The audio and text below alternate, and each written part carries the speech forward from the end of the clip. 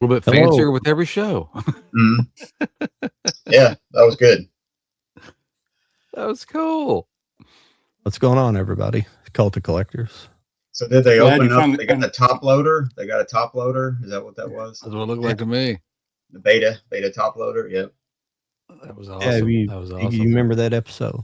That's a good one where they go and they have to find they get a videotape in the mail from like Faye Valentine's past, but they don't have anything they can play it on. So they go in search of a player. So the first one they get's a VHS player, but it's a beta tape.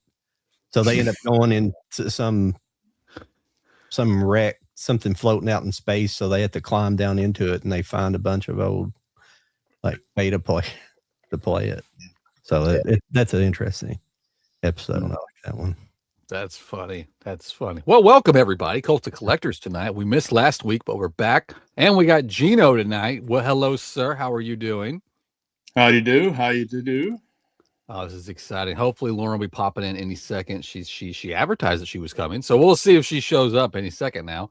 Across YouTube, multiple YouTubes. I think John's doing his Instagram tonight. Any questions or comments, throw them in the chat. We'll get to them. As usual, I don't know how much you guys got recently. We're 2 weeks behind, so I got a decent stack of new stuff to show off. And then, of course, later we'll get to our theme of tonight, which is physical media that needs upgrades. I bet Geno's list is insane. So I'm sure he's got, like, I got a VHS that I recorded off a TV, and I want a Blu-ray of it or something. But I've got a handful of titles I thought of. Heck, some of mine already got announced coming out later this year. So, like, my big one, my big title that I've always said needs a 4K got announced a few weeks ago. So that's pretty exciting. But yeah, I don't know. I got a decent sized stack. I don't know how much you guys got to show off tonight of just recent pickups real quick. Got a few. I got a pretty good stack this time for once. Yeah. Do you? Yeah, you've been out for a while. So later on in the show too, we're gonna. I think Geno has an article he wrote. He wants to read us, and definitely, that'd be awesome. Publication, and later on we might get into a little bit of that and talk about. He's been in a deep dive of Sinbad movies and other things. I remember. So, talk a little bit about that too. We'll try to. We're gonna have a guest on. We might as well let him talk a little bit. Somebody complained about that to me. It was that little chat I go to that Charlie's in. Going into that, and they were talking about that. They were like, "You had a guest on there. He didn't get to say hardly anything." Yeah, we got 2 hours. I don't know what happens, but I mean, hell, we can fly through. Lauren should be here any second, actually. I need to watch for too. So where do you want to get started? Who wants to start? Why don't you start, Jody? Because you seem excited about you and Mike. I'll go last, and I'll just kind of fly through because there's no reason. Sorry, Geno, do you have anything you want to show off? I apologize. Yeah, we can let you go first. Geno, did you get anything recent you want to show off? Well, I did buy a couple of titles, but they probably won't be here until June. Oh man, because they're pre-orders and and they're from Classic Flicks. So in order to get them, shipped here, and I'm on a budget, like these are lean times, ladies and gentlemen. So in order for me to get these 2 titles and get them cheap, I selected like the cheapest thing, and one of the titles isn't being released until like late May. So I probably won't get these until like early June or late June, both of them, even though the other one is coming out next month. Oh, yeah. Yeah, I love pre-orders. Pre-orders, you hop on them as soon as you see them, then you got to sit and wait. It's always the worst part. Yeah. Mm-hmm. This is my first pre-order, actually. I've never pre-ordered anything before. So really? This ought to be interesting, yeah. Yeah, maybe you'll look out and just forget all about it, and you'll have a great mail day one day. That happens to me all the time. I'm like, did I order something? Like 3 months ago, you ordered something. Yeah. Okay, cool. But yeah, I'll just kind of I'll just go through it. I won't get into details because, like I said, I got 2 weeks worth of stuff. But I did get the from who did this? Shout? Yeah, Shout put out the original 78 Piranha on Steelbook. No, I had to pick that up. Cool. We'll wrap around artwork on that one. I had to grab that.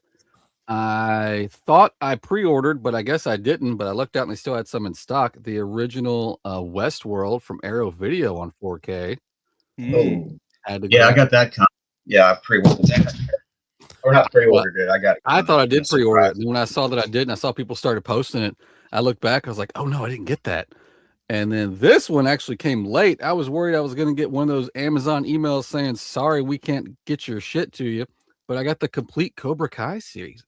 That's cool. The whole damn thing. They actually put it out. I was very, very shocked that we got this, considering it was Netflix. I didn't even see that was coming out.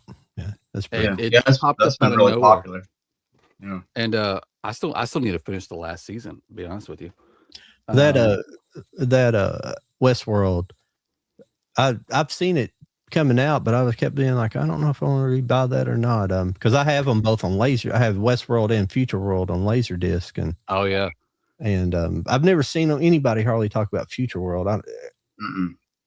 Yeah, nobody ever. I think it was. I think it was last year. I found out they did like a Future World steelbook like forever ago, like in like Germany or something. I had to hunt that down so I can get it. Yeah, so. I remember it, but I'm not sure exactly what it was. Who put it out? And then I grabbed the Running Man, the new one that dropped last year. Still need to watch it. I heard good things though, so I was happy to hear that. I was worried they were gonna completely ruin a wonderful Arnold movie. Well, I pre-ordered it, and now it says it's not coming to May 6th on Amazon. God. I'm just have to go to Walmart and buy it because apparently they have it there. Now I didn't order the steelbook. I just ordered the regular. I mean the regular 4K. That's weird. Yeah. What else is new? This was new. I got the how do you pronounce is it I never remember how to pronounce it. Is it Sisu? SISU? This is part 2. I always forget how to pronounce that. Part 1 was awesome. Yeah. Oh, I love the first one, man. Yes, I think it's Sisu or something. Sisu, something like that. I always forget. I've heard it both ways, but I've never like paid attention like really hardcore. Like, which way should I be saying this? There she is. Hi guys. How's it going? Hello. We're just playing a little catch up since we were off last week. I'm just flying through stuff I got before we get to tonight's. This was a new one. I just got it in the mail today. They only put it out in Germany. They did a 4K steelbook for Monster Squad. Had to get it because it's one of my favorite movies. And it had the classic theatrical poster on it. Nice. And the last 2 things I got are just things that I needed in my collection. I finally got season 10 for The Walking Dead. I've been hunting this like crazy. Ooh. Got a guy on Instagram that had this copy. Super excited. And then I got from a German label, which translate to Pear Leaf. They do this piece of art box collection. This was one they did last year that I needed really bad to complete my collection. And it's the Blair Witch collection. Ooh. They are really cool. Like boxes just open up. And this one has the 3 Blair Witch movies in it. Oh, awesome. Okay. But that completes I'm actually going to have a YouTube video. Now that I have this, I'm going to do a YouTube video of the whole series thus far and to show it off because not a lot of people even know that exists. So I'm going to introduce some people to ways to spend their money. But that was my stack for the past 2 weeks. Whoever wants to go next. Do we want to go counter or clockwise? And then I guess that would be me next. It would be you next. Yeah, go ahead. That was your idea. So yeah, it's you. Okay. I picked up a few things. Let me go.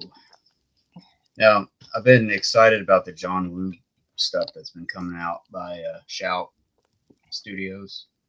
So I picked up a few things. I got a couple other ones that weren't John Woo that's in this series, but I just got these out because they're pretty cool. But I picked up the Hard Boiled. Oh, nice. I've completely forgot to follow you. I just noticed like the artwork looks like it's been. Oh, that's cool. Yeah. Like AI or something, but yeah, that's cool. And then I got the Better Tomorrow trilogy. That's cool. He's got Oh, nice.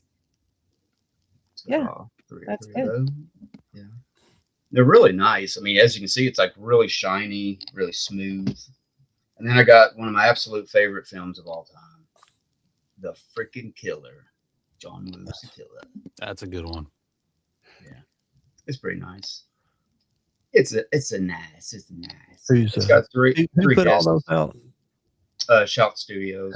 I guess they're going by Shout Studios nowadays. I'll have to. I got those, and then I saw this on TV, and I totally forgot that William Friedkin did this movie, and I was like all in it, and I was like, man, this movie's badass. But they had a 4K of it, The Hunted, with Cool. Tommy Lee Jones and Benicio del Toro. Uh-huh. Yeah. That's Yeah, been it's something that. yeah, it's off the chain. It's crazy. And then I got another Kino 4K of The Mechanic by the one and only Charles Bronson. Yeah, that's a good. So yeah, it's like I was on the fence about this because I have a Blu-ray and I have all that stuff. And they said that this is really good. They actually went in and it looks different. It's Dolby Vision Master. They scanned the original camera negative, so it should look really pretty. So I got that. And Pretty cool. last thing I got here is this came out by Severin a few years ago, but there was a group in England back in the early '80s called the Young Ones. If you remember that group, Yeah. It was a TV show. But they also did this that I already had. There's a group called. They did a show called the Comic Strip, and this was a special. I haven't seen that one. No. Yeah, it's called The Complete Comic Strip Presents. It was on Channel 4 in England, BBC, I guess. What's And it it's got about? all. May I ask? It's like a 30-minute type comedy, like little. It's kind of hard to explain. They're like little individual little films. They Oh, okay. do, like comedy films. Gotcha. And then one of the films they came up with. This is kind of like a English parody Uh-huh. of like metal bands in the '80s. Kind of like they did their own band called Bad News. Okay, cool. And so this was the special Very cool. thing in there. But it's one of the. It started as a show on this, and it got real popular. And they did an album, and they toured a little bit. But it's basically some of the guys from the Young Ones, actually, from that TV show. So yeah, I had no idea this existed, and I'm not even all through it yet. It's a lot of stuff on there. It's supposed to be 20 hours of stuff. So it's really cool. Yeah. Yeah, I've never heard of that with those guys. I have a couple. They had one other series. I think they were all together on. Then there's another one. It's just two of them. But Yeah, one there of was them is called Filthy Rich and Cap Flap. Yeah. There was that one, and then one called Bottom. Yeah. Something like that. Yeah. Bottom. Yeah. And That was it's basically Rick Mail, who did Drop Dead Fred. He was on that show and Bad News and all that stuff. And Aid Edmondson and. Doesn't Rick Mayo show up in Harry Potter? Isn't he like one of like? I think he ended up, yeah, like a ghost or something. Yeah, he's not. But also, like Right. in this, you see all these like guest stars. Like on some of these episodes, you got like Robbie Coltrane and different like British stars of the day and stuff like that. So it's pretty cool. It's an interesting goulash of English humor. So Yeah. Nice. I love English humor, so I was curious. yeah, it's bloody. It's bloody great. Like, It's bloody great. proper. It's very proper. You Americans don't understand us. Gringos. No, there's one where they do a send up of like spaghetti westerns. It's an episode on there. It's really funny. I have to check that out. You'll have to remind me about that. I'll have to try to pick it up. For sure. I mean, Yeah.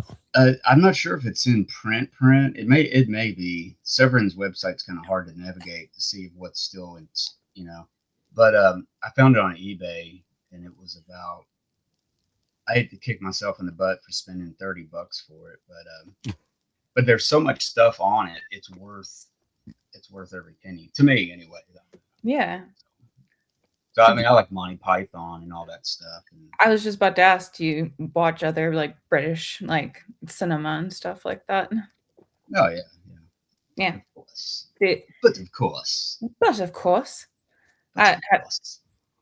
One of my favorite shows from the UK is The In-Betweeners. Have you seen that? Mm-mm. Oh, It's like a whole other world of stuff, and it's like, man, Yeah. so much stuff to discover. Yeah. Man, you guys are just scratching the surface. I mean, I'm big into the old school British comics, even like Tommy Cooper is probably my favorite. The Magician in the Red Fez. I love him. I love him to death. I have like every single DVD of his out there. And if I had a PAL VCR, I'd have every VHS tape. Then there's guys like Les Dawson, who always made jokes about his mother-in-law. There was Frankie Howard, who was in that great BBC series Up Pompeii. Then there were like sitcoms too, like Dad's Army, Till Death Us Do Part, stuff like that. So yeah, people who think that Benny Hill, Monty Python, and Mr. Bean were all that they did, you're only scratching the surface, folks. Oh yeah. I even like some of the cartoons back then. They had like Count Duckula was a British. Danger Mouse. Danger Mouse was pretty cool. Oh yeah, I remember Danger Mouse. Yeah, some of it. Good stuff. It's a bit newer than what Geno was talking about, but Father Ted's like one of my favorites. It's made by the same guy that went on to make he did Black Books. He did Black Books. Oh, I love Black Books. Yes. And then he did the It Crowd or the IT Crowd, or whatever you want to put it. Crowd is also so really good. Yeah, there's a couple of older shows I'd like to. I never did get to watch like Blackadder one. Oh, Blackadder's excellent. Blackadder. Honestly.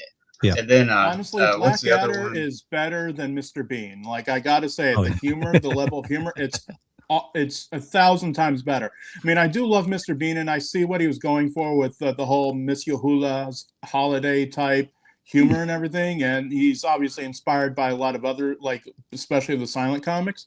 But honestly, Blackadder has such an acidic wit that it's just brilliant, like in all of its incarnations. And honestly, I wish that was what he was better remembered for.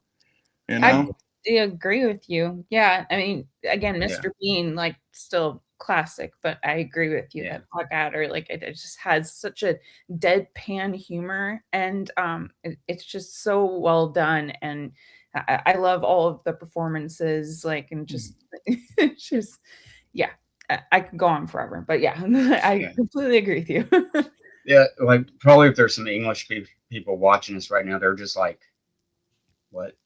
It's like we already know about this. It's old crap to us, but no, it's like what was the other? There was another show, Faulty Towers, that I wanted to try to find a compilation of that had the guy from Monty Python, John Cleese. Yeah, John Cleese and stuff. It was pretty funny. Oh yeah, where he's running like a hotel. Yeah, it's like a hotel, bed and breakfast, maybe.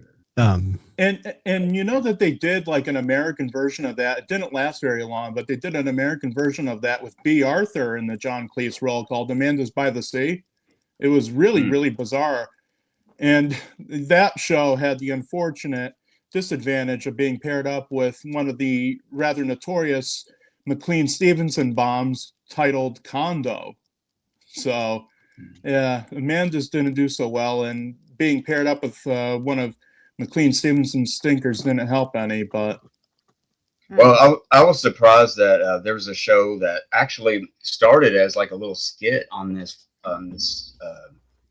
comic strip, was Filthy Rich or something like that, where it's those two women. Absolutely Fabulous. That's it. Yeah, Absolutely Fabulous. I'm surprised that became so popular as it did in America and the States and stuff. And I think it's still in syndication and stuff over here. but that started as a skit on that because those actresses started actually on the Young Ones actually. So that's funny. But, I've only seen clips of that show. I haven't actually like watched it, but it's absolutely ridiculous. So. Yeah, that's what It started off as a skit. I've only seen a couple episodes of it, and I just got it. Yeah. So wow, I hit on some gold there just now. Everybody was like, yeah, humor, yeah. Yeah. No, I'm all for talking about British culture, humor, all that kinds of stuff. There you go. Yeah. Well, that's about it. I mean, I think I got a few other things, but what's the name of that one show? It's Keeping Up with. I have it back there. But all that stuff's Keeping Up with Appearances or something like that. Yeah, that was good too. Yeah, that's a good one. Yeah, it's funny. Back in the day, like 1987, 86. Awesome. I actually discovered the Young Ones and actually Monty Python off of MTV. MTV used to show them, and I remember this. It was like 7 p.m. every weekday. It was Young Ones and then Monty Python. It was funny. So. You know, that's not the most unusual way to discover classic British. I'm sorry. Go ahead. You know, that's I just said I didn't realize that was the last. I didn't realize the Young Ones was on MTV. I remember Monty Python, but not the Young Ones. Mm-hmm. Yeah, it was on there briefly. I mean, there was only like maybe two seasons of the Young Ones, and this is a pretty good collection. It's the DVD, but there's a better one on Blu-ray I want to get because I discovered something about this set. I got it. And disc 2 won't even play. It's all like jumpy at a play and then it skips. Oh, is it suffering from like disc rot or something? It might be, yeah. And I was like, oh man. So I guess I'm gonna have to. That's a good excuse now. I can get the Blu-ray. But there you go.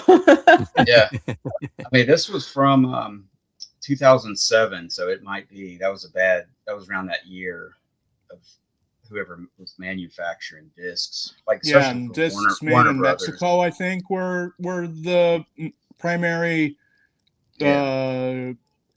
targets of that. Yeah. Mm-hmm. I have a Geno box set of Edison films, and it's the one that I used to rent from the library all the time. Edison, The Invention of the Movies, or something like that. It's in a black case. Mm-hmm. It has all of the Edison like short films and experimental films and stuff. And disc 2 won't even play. Like I've tried it multiple times, and I just think there's something wrong with it. And I bought it third party from eBay, but I did try to contact Geno to see if they would replace it, and they're like, "Yeah, no." Yeah. So if it was newer, probably they might would have done that, like if it was just released or something. But and I don't even know if that set's even in print anymore, so I might just have to go and rebuy the whole set. Yeah, it's probably out of print, but see, disc 3 plays just fine. It was just like, oh man, that's a bummer. So since the last time I watched that set, it's already like something's happened to it. So it's just like, man. Oh, you're talking about the Warner Brothers disc rot issues? I see a comment from Movie Hunter. Hello there, by the way. He had a comment about the Warner Brothers disc rot. I bought a disc of because I was collecting everything Laurel and Hardy at the time, and now I just can't keep up because there's just so much more coming out these days. But I was collecting this was like their later stuff, like after they left Hal Roach, and in order to complete my collection, even though I'm not fond of either one of the films, there was a double feature that they had of Air Raid Wardens and Nothing But Trouble. And not to be confused with the later John Candy film. But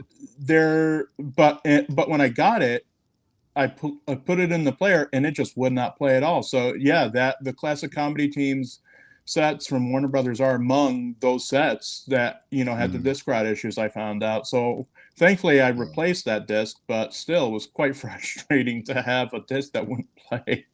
Yeah, I actually have that one, Geno. I need to check it and see if it's messed up or not. But yeah, it's pretty cool. Yeah, a lot of people don't know that Three's Company is originally a British show too.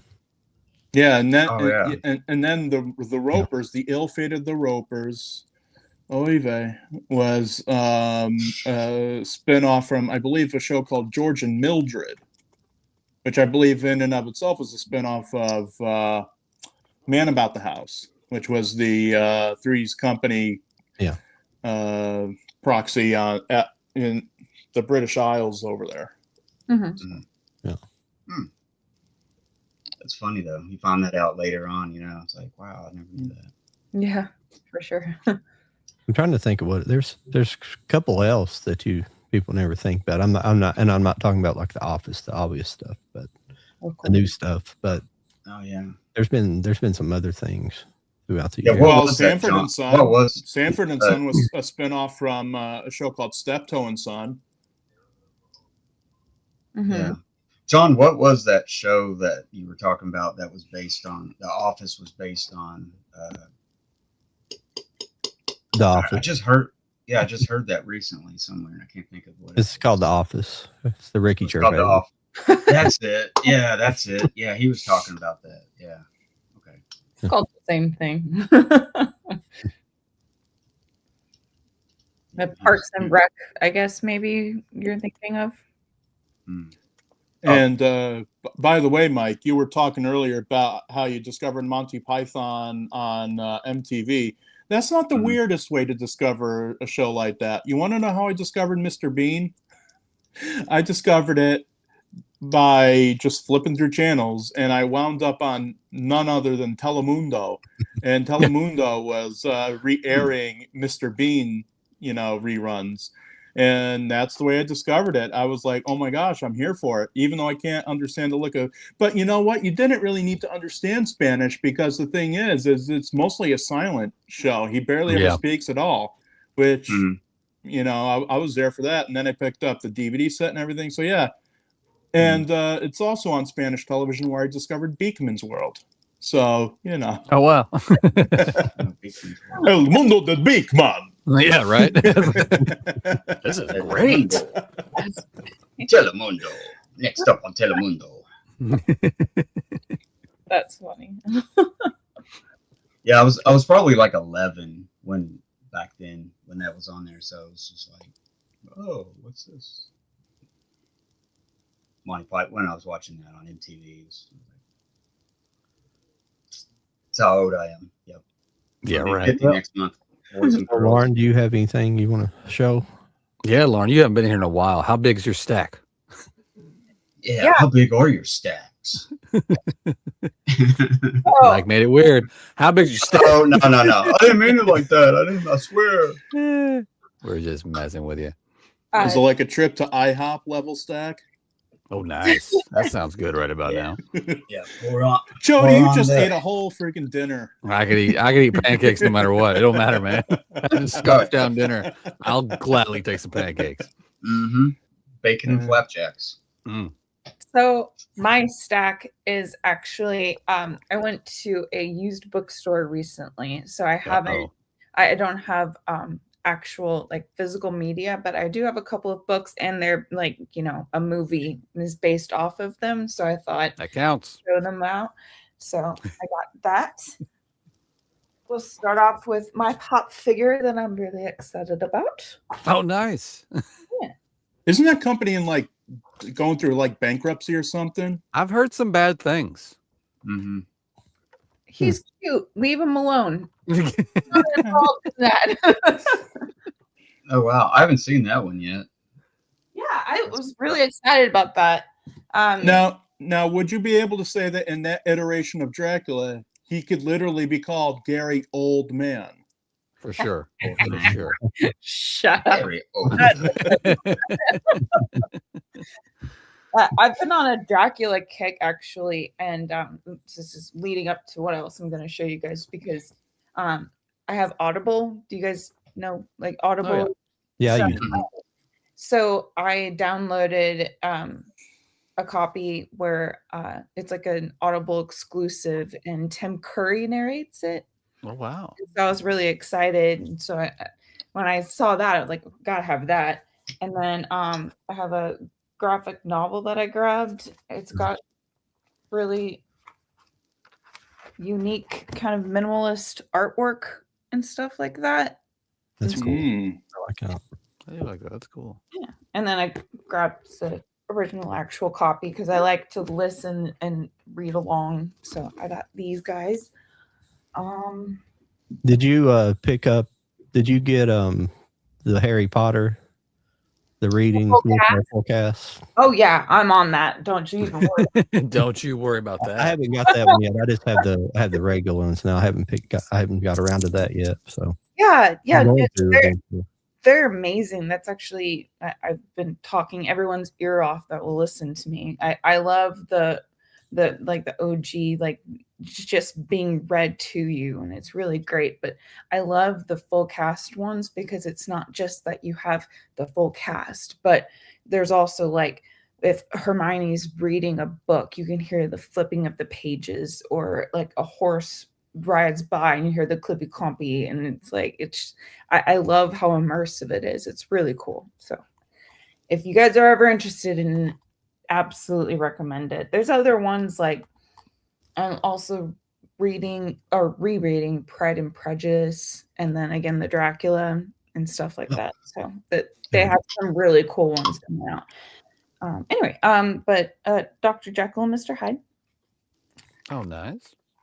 I used to have it when I was a kid, and for some reason I gave it up. I don't know where it went, but I don't have it anymore, and now I do. So problem solved. Yeah.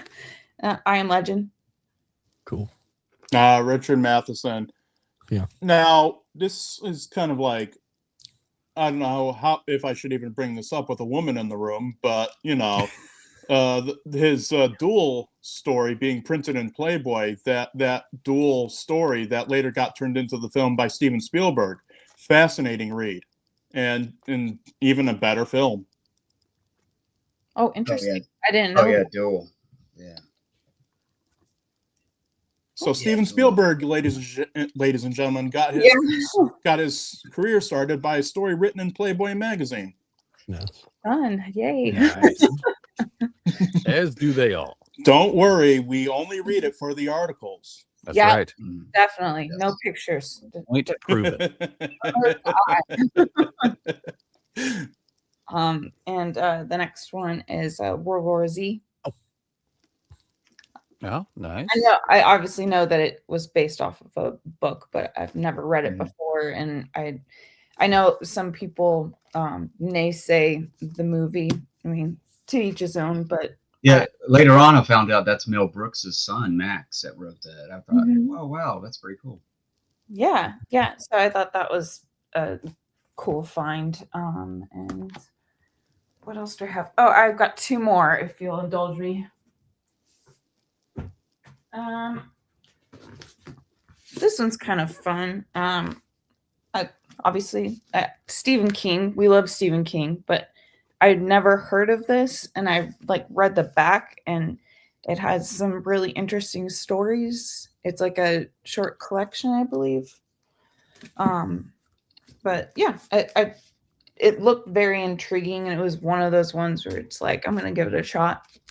So, and it's pretty. So, well, yeah. And then last one is No Exit. Have you guys seen the Hulu original movie of this? I have I not. don't think I have. No. Well, I highly recommend it. It is a very good movie. And when I saw this, I was like, oh, heck yeah. Because if you pull back like the paper flap, it's got a pretty spine and stuff. And I was just like, you're coming home with me. But yeah, it's a really good story, and I knew it was based off of a book, but I'd never grabbed myself a copy, and I saw it, and I was like, okay, well, here we go. You got a new home. So, but yeah, so those are my new grabs, even though it's not physical media, but that's what I have. Well, it's physical media. physical Books media. are physical media. Oh yeah, it counts. Yes. All right. We collect everything here. That 100% counts. Oh yeah. John shows off toys. I'm all over this place. So, yeah, anything and everything. Awesome. Yes. But that's me. That's Lauren. John, what about yourself? Well, I've got a few movies here. Start off some of the stuff I've showed off on TikTok, but it's sometimes when I'm showing it off there, I'm getting it right out of the package, and it's a movie I hadn't seen, so I get this. And I guess I should probably read the synopsis on it instead of just pre-assuming from somebody else's judgment of the movie. But the person this movie I'm going to show here, it's somebody acted like it was a dark comedy or something. I don't know if they'd even seen it or not, but it's a really good movie. This is Jim Carrey, Dark Crimes. Ooh, I remember that one. It's a Polish made movie, or it's made in Poland. I don't know if it's Polish made. I think it is. Really? Oh, I've never It's heard of it. really dark. It's really dark. He's like a detective trying to solve a very fucked up case. Yeah. Oh wow, yeah, that looks cool. And kind of gets involved in the case too. And What's the name of it again? Dark Crimes. I'll have to check that out. Yeah, it's really good. Yeah. Yeah, his Polish accent is like when he at the very beginning of the movie, I didn't really recognize it. I thought he was just speaking in like his normal, American accent, and it was really subtle. I thought it at first, right when the movie was getting started, I thought he was like a U.S. detective that came to live in Poland and worked for the police. But then I realized this a little bit on into the movie, he was speaking in a Polish accent, but it's like really smooth and it's really good. It's a really good accent. Ooh, that's awesome. Very subtle is what I meant to say. The next one I got here is the Man Who Wasn't There. Oh yeah. Oh yeah. It's a Billy Bob Thornton Coen Brothers movie. Yeah, it's really good. I liked it. I just saw it last year for the first time, actually. Yeah, I saw it like way back in the day. I think I may have seen it in the theater actually, but it went very unrecognized for the most part. I believe it came out after Oh Brother Where Art Thou, and it kind of got lost in the wake of that movie. Mm. Yeah, but it's basically Billy Bob Thornton's he's like a barber, and he's like a kind of like me in real life. Don't talk well. No, I'd probably talk more than he did, but he doesn't talk a whole lot, and he gets involved in some like crimes, a little bit of crime, trying to extort somebody for money, essentially. But it's got a little bit of some sci-fi thing going on to it, a little real mild sci-fi going on. So it's a very interesting. I thought he was really good, and he really did play a barber well, because barbers don't talk your ear off there, but he was just perfect. He's just like, I just cut the hair. Yeah, I just cut the hair. The next one up is this 1970 classic Network 4K. Yeah. Mm-hmm. This is a really good movie. Mm-hmm. Yeah, it's a good copy. Still relevant, sadly too. Yeah, these discs are beautiful. Ooh, oh wow, awesome. So pretty. Yeah, no, that's really awesome. Yeah, it's a really good cast and stuff. I'm gonna wait till like there's a Barnes and Noble half off thing and go in there and get it and waiting on that one. This was just everything's black and white with this because it's a black and white movie. I didn't say it, Mike, but it's a very good film noir. Man Who Wasn't There. It is film noir for sure. Oh yeah, that's cool. It's almost a film noir. The way I always explain film noirs about being more about the human condition, and what makes the criminal bad, not so much about the criminal, more than just the aesthetic of the movie. Yeah. Yeah. I like the next I picked up the Wild Robot Steelbook. I don't think this is anything real new, but it's a good steelbook though. It looks good. Yeah, I liked it. It turned out good. Oh, pretty. Oh, the other disc is in my player right now. Yes. I love the interior artwork. Yeah. It turned out nice. We've already seen this one, the Sisu. Oh yeah. It's got a kind of a cool. Ooh. That's awesome. I like yellow disc. I was really blown away by the first one. Like I really liked it. I knew it was going to be pretty decent, but I was like, oh yeah, this turned out. And I picked up the Criterion of Pan's Labyrinth. I had owned it on any copy. I'd seen it a long time ago, but never owned it. Hell yeah. I own that. Nice. I own that same copy. It's beautiful. Mhm. Yeah, hopefully they release the 4K. I think it has some kind of just regular 4K release, but it doesn't have a Criterion 4K release, which is odd. Uh-huh. Well, eventually they'll probably re-release it in 4K. They've been doing that stuff. Yeah. Surely. If anything, 4K Steelbook. I'm crossing my fingers for that one. The other movie I didn't the other movie I forgot I thought I had it in a stack, but it was The Last Mimsy, and it was actually going back to what we were talking about disc rot. I went to watch it a while back, and or last week I went to watch it and realized my disc wouldn't play of The Last Mimsy, and that's a good. I'll grab it here in a minute. So that's a really good, interesting movie. I like it. I don't know if anybody's seen it or not. Very few I've people heard of it, saw it, yeah. but it's interesting. Yeah, it's basically something in the future has happened. It seemed like something's happened to the genetic code. And I don't know if it has to necessarily do with like climate change or something. They're not real specific, but something happens.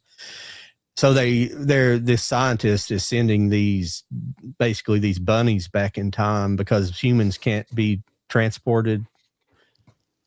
They can't be transported they can't be sent back in time by time traveling. So they have to send it. But he sends these bunnies back in time, and they start communicating, and basically these kids find it, and he starts communicating with them, making them smarter. And he's trying to get DNA from him, and it's just interesting. It's an interesting movie. It has the guy, I always forget his name, guy playing Dwight from The Office. He's in it, and a couple of I always forget the woman's name. Catherine Zahn, is that her name? Catherine Hahn. Excuse me. She's in it. It's got a pretty good cast. Yeah, I've heard of it, but I need to check it out. Yeah, it came out in 2007. Yeah, it's a good movie. I'll grab it here in a minute so you can see the cover. But yeah, that's all I had for now. Oh no! I got one more thing. I'm so sorry. This isn't a movie though. This is a vinyl. This isn't anything new. It was just something. It's just something I picked up. I wanted. Oh hell yeah! Ooh, okay. Yeah. Yeah, that's a good one. That's awesome. I love the artwork on the front. Yeah, they're all doing these colored vinyls now. So yeah.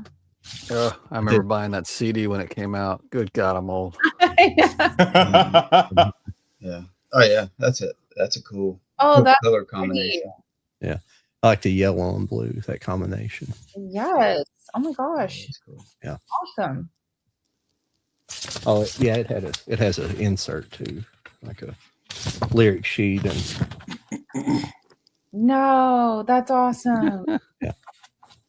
Oh, how cool. Ooh, oh my gosh. Okay. That's really Oh yeah, that's the same thing they did on the CD booklet. It was all individual pages, but yeah, that's cool that they included that. That is so cool. Love that. Yeah, that's neat. I need to get American Idiot, and I like 21st Century Breakdown a little bit better than American Idiot. I think it has more songs that are consistently good on it, but American Idiot has some great songs on it too. But they're both rock operas. I worked in a CD store when American Idiot came out, and we were like required to play the album from start to finish at least one time a day. I was like, it's great, but come on.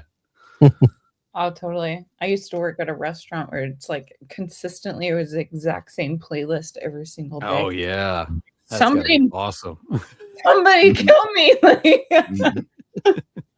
Oh my God. It's like, it's fun. I like this song, but you're ruining for me.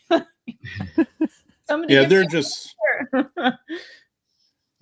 some songs that are way overplayed. I mean, the thing with me is I love AC/DC. They're a great band, but can we please stop playing Back in Black? I mean, please. I mean, that song has been There's played so many more. to death. Yeah. I mean, there's so many. Yeah, you're right. There are so many more great songs from them that we could be playing, but no, that's the one that gets played in commercials. I mean, hey, Oh, yeah. I'm glad that the boys are getting money, but Right. at the same time, like play Hell's Bells or Shoot the Thrill or Thunderstruck or any number of the great songs. Mhm. Yeah. Yeah. That's Well, who wants to get started with movies that need upgrades? You want to start us? That's I know we actually I know what I was wanting to do. I'm sorry, everybody. Geno, do you want to read your article? Geno wrote an article for In Between, and he wrote an article for a magazine, and I'm interested in hearing that. And then we'll kind of break up and let Geno do a little bit. I always like it when Geno's on, and I always like, because he's such a historian of movies, that it's fascinating to listen to his work. For sure.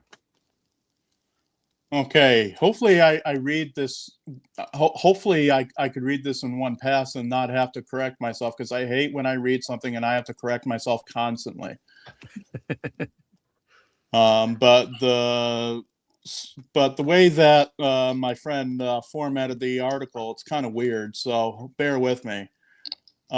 This article is called Disney's Hidden Treasure, DuckTales, the movie Treasure of the Lost Lamp. Released during the summer of 1990, the Disney movie tune, DuckTales, the movie Treasure of the Lost Lamp, is indeed a treasure.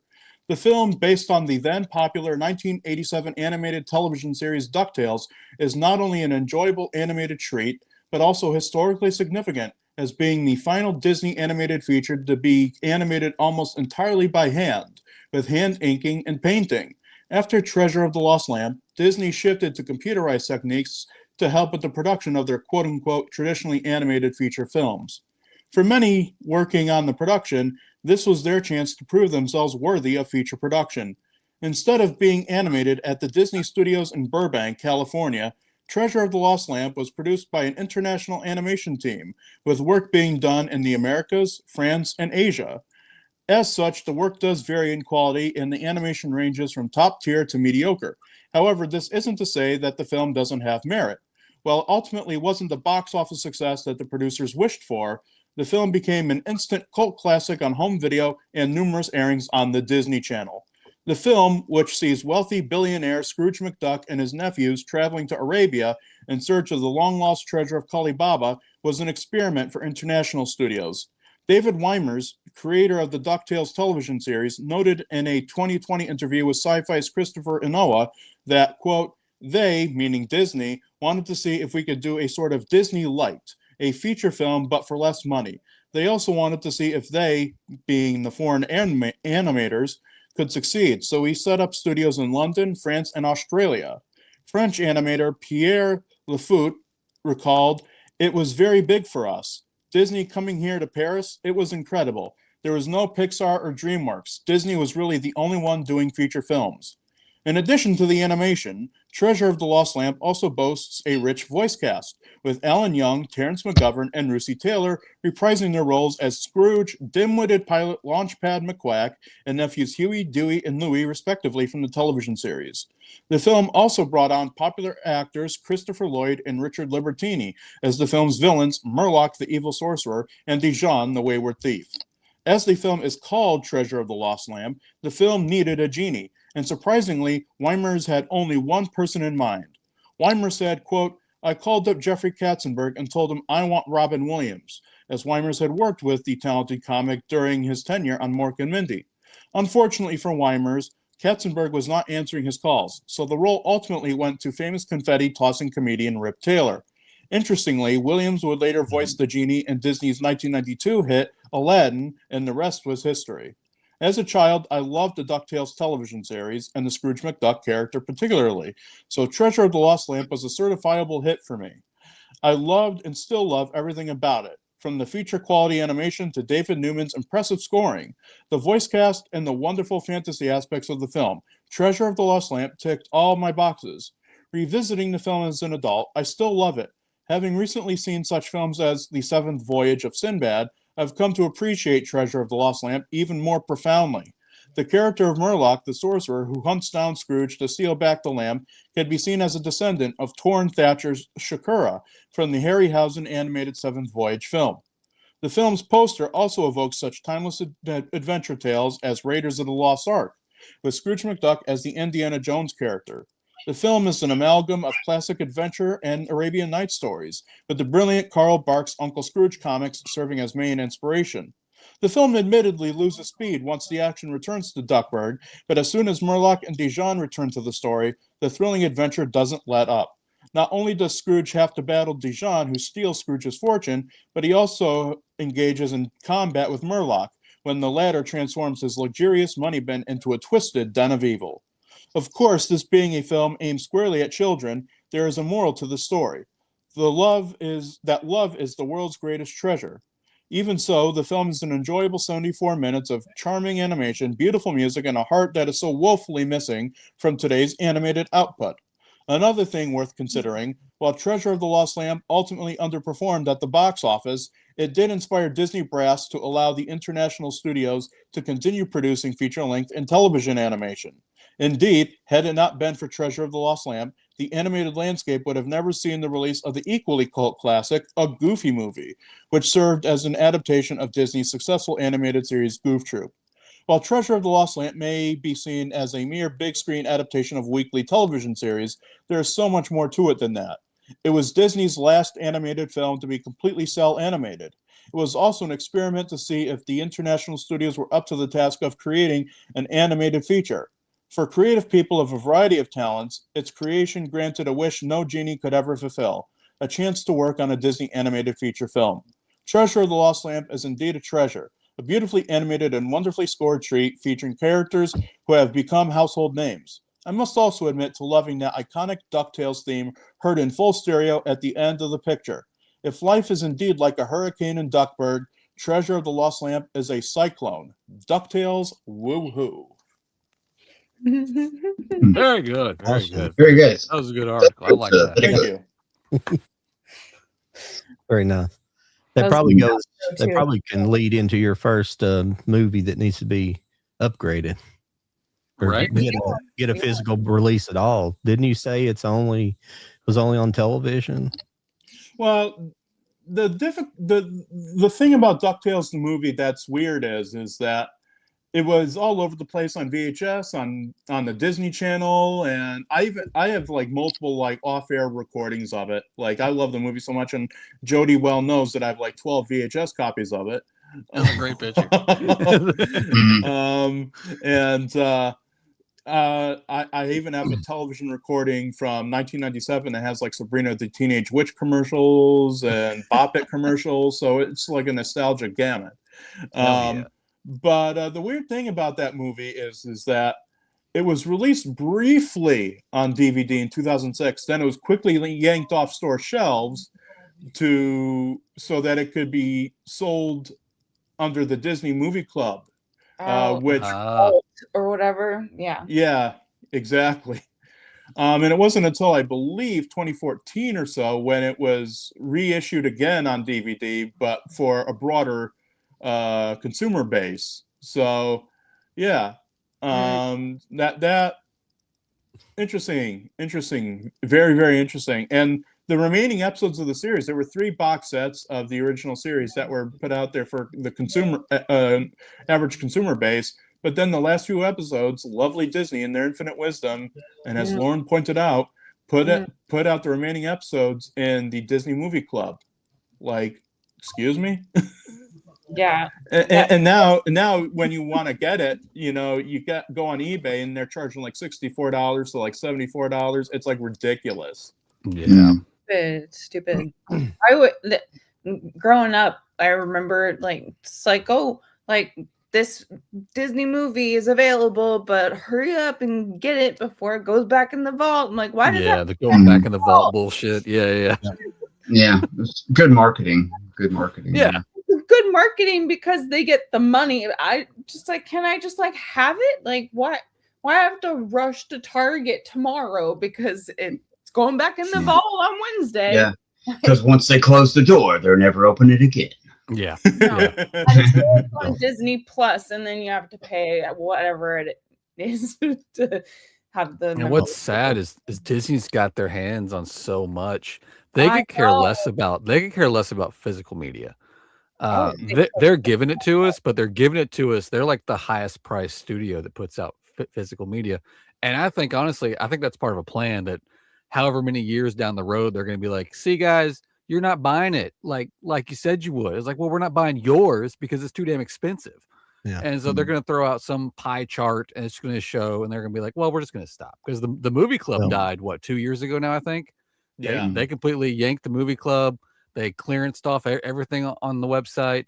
And that came out of nowhere. I had just joined because that was right when they were dropping the MCU Disney Plus TV shows on Steelbook.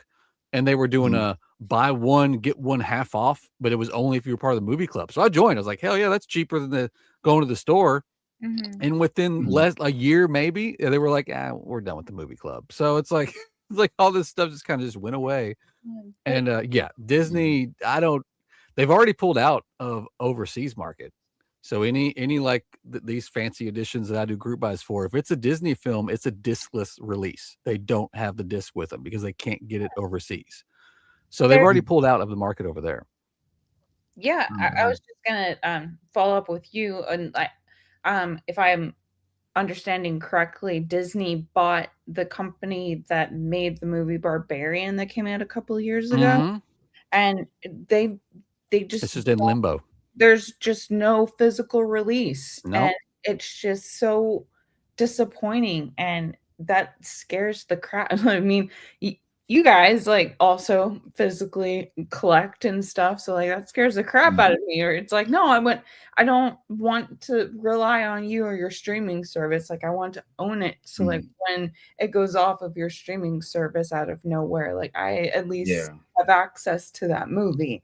And I don't like this ebbing away of making like the movie come out physically. Well, if they don't want to make physical media, won't they sign the licensing over to somebody like Criterion? Or they should. And whoever lands that contract, you'd think, but whoever lands that, like if they settle with one label like Criterion, Arrow, Shout, if they actually settle with one label, that's going to be huge. That's awesome. And because then Criterion put out Wall-E a couple years ago in 4K. I was shocked. I was shocked by that. Yeah. Was Wall-E, was it a Disney movie at the time? Was it a Disney Pixar, or was it just Pixar? Yes. It's Pixar. Oh, that's right. Yeah, Pixar. Always at some point they split off, but yeah, it's Pixar now. The rights might have been, they may have somehow retained the rights might have been retained some different way, so they were able to get it without being under the umbrella of Disney. I don't know that for sure. It may actually, I haven't looked at it in a while. It might actually have Disney printed on the packaging. I'm not sure. They technically, from my understanding, it was Disney and Pixar, and then they split off for a little bit, and then they kind of joined back together, but they're still their own individual thing, which is probably why the Wall-E Criterion was able to be made. So I also want to say, hey, Stacey Akers Movies. Good to see you. She's already filled up the chat up with questions. Oh, yeah, Stacey with her wild ass questions. We'll get to them, Stacey. We'll try to get to some of them here in just a little bit. There was at least one that I saw was good for Geno. His top 3 Western movie characters ever. Oh wow. You guys. So could I switch that to actors? She asked all kinds of questions like that. I'm just going to get started here with movies that need to have an upgrade. This is a Richard Linklater movie, his Suburbia. I'm just going to I'll flash it real quick. Well, that one always falls between the cracks and stuff, and people forget about it. But yeah, it's a very good movie. I froze up for a second. Hopefully I don't start having we're gonna lose John. Don't lose John. Don't John. Not again, John. This could be an internet issue if you guys can hear me. Well, we can hear and see you. Now you're moving in 60 frames per second, thank God. It's amazing. There it is. There you go. You're back. Yeah. That's weird. Oh, there we go. It was delayed. It like delayed and put me up on full screen. But this movie is actually it's still a burnt disc, but it was like an actual physical release. I mean, it was an actual release because I have another version of it that was kind of the same way, but it was like formatted for the full screen TV. So whenever you played it, it was just that little bitty. It was a little bitty letter box in the middle. You know, it was inside the image, real small. But this one, I mean, obviously, this shares the same title as another big movie. That's probably has a lot of what to do. It probably has it's probably the reason why it doesn't have a better release. I don't really know why he named it Suburbia whenever that was already at least a cult hit at the time, but a well-known movie. But I always liked this movie. It's really good, really funny movie. Yeah, you guys seen this? I know Mike's probably seen it, and probably Jody. Yeah, I got that release, John. I got that DVD and stuff. I was like, I still don't understand that. You know, it's like even Criterion has put out a lot of his movies, almost most of them. You know, yeah. And, they would be the ideal people to do it. I think what is it, Warner Brothers that owns it? Is that who? That sounds right. Is? Which one? Is Suburbia a Warner Brothers release? Is that Warner Archive? I don't think it doesn't have a. Because I want to say it was like New Line. It sure is. It's Warner Archive. Yep. Yeah. I want to say it was New Line Cinema or something that released it. Yeah. The first one I was talking about, I don't know if it was a Warner Archive release. It was some kind of. It was like a sort of a official release. I don't know. It was weird because they re-released it like that, or maybe I bought a bootleg version of it or something. I can't remember. Because for years it didn't have any. For years it didn't have a release at all. I kept waiting for it, and then finally that bootleg came up. Then that one released several years later. So yeah, it's weird sometimes. That's a good example, John, right there. Mm-hmm. Yeah, Movie Hunter was saying that Stargate needs a 4K. Yes. Oh yeah, for sure. I thought it had one, but I don't guess so.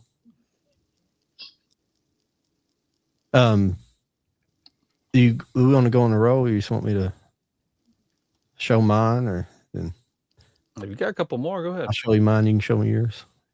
There we go. Next up here is, I'll just show them like this. Senior Trip. Oh yeah, National Lampoon Senior Trip. That's surprising that hasn't gotten a good one yet. Yeah. I always liked this one. It's kind of a lesser known of them, but this was good. It has her buddy on there that was. Well, see, they put those other ones out, you know. It was like a no-brainer to put that one out too, you know. But, yeah. Well, it put probably some of the bad ones out, you know, like on Blu-ray. Like some of those, they had a couple of like latter ones that wasn't very good. It was like those kind of Naked Gun type movies. I'm not saying Naked Gun's bad, but they tried to mimic that style. Wasn't it Loaded Weapon or something? National Lampoon's Loaded Something Weapon. Like that. Yeah. Yeah, I think it was one of the latter ones. That might have been, I can't remember. It seemed like I had some duds there towards the end. This next one, it Slums of Beverly Hills. Oh yeah. Oh. And I looked it up. I've looked it up before, but this time there is a Blu-ray of it, but it was like a 2013 release in Europe, but it's never had a release here. Jody might know a little bit. It could even be just a bootleg release. I don't think it has. Yeah. For some reason, a lot of movies get released, believe it or not, in Spain. Like there's like a Spanish version released and stuff. So it's weird. Like the rights or something is really weird. Yeah. Where I don't know. It's weird. It was like Spain or Italy. Like, come across some like copies where it's like you can get it, but yeah. Mhm. I always loved Yeah. the movie. Have you seen that one, Lauren? Which Sons one? of Beverly Hills. No, I haven't actually. That one's really Yeah, that's a good one. Yeah. I'll have to check it out. This was I had that one. I had that in a different pile. I'm sorry about that. The last Mimsy got stuck in that pile because it needs a Blu-ray release. There it is. I'll blow it up if it'll work. Oh, nice. Oh, there it goes. It didn't lag. There it is. Oh wow, yeah, it was one of those infinity Yeah. films. Like Is that there was a whole series of those. What is it, Lauren? a DVD? Yeah. Oh, gee, let's go. Gee, funny. Yeah. That's cool. I like that cover. Yeah. The Finna films, they didn't release a whole lot. I had like Blow on a Finna film. And Elf was one that they did. Yeah. Mm. They basically, if you ran it in Finna film mode, it would flash up facts about the movies during the movie. Mhm. It's a very, very interesting way to do those. They did like really creative things with DVDs, but it didn't get passed on necessarily to Blu-ray. Mhm. Oh yeah, I didn't know. packaging, menus, they went all over it with DVDs. I don't know why they dropped some of that so much. I know, it's such a shame. And then, you get like, you still get like special features like that second disc and stuff like that. But the little booklet or, like they used to do so much more with DVDs. They dropped a lot of it. It's a shame. Oh yeah, for sure. Well, I could do you one better. What about VHS and how special those used to be? Yeah. What about what about the VHS of the original King Kong, where if you pressed the chest on the cover, it actually roared at you? Hell yeah, that's what I'm talking about. See, Yeah. that's what I want to see in today's physical Yes. media Yes. collection. No, that was cool. The next movie I have here, this is a British movie, but it's a really good one. It's called The Smallest Show on Earth with Peter Sellers. Oh, okay. And I'm pretty sure it doesn't have another release. I tried to look all these up and make sure it hadn't had a release since I'd last seen it, because this is like a burnt too. It's like obviously like a homemade copy. Oh yeah, yeah. That's the only way I could get it. I think it's burnt. Yeah. Yeah, it's burned.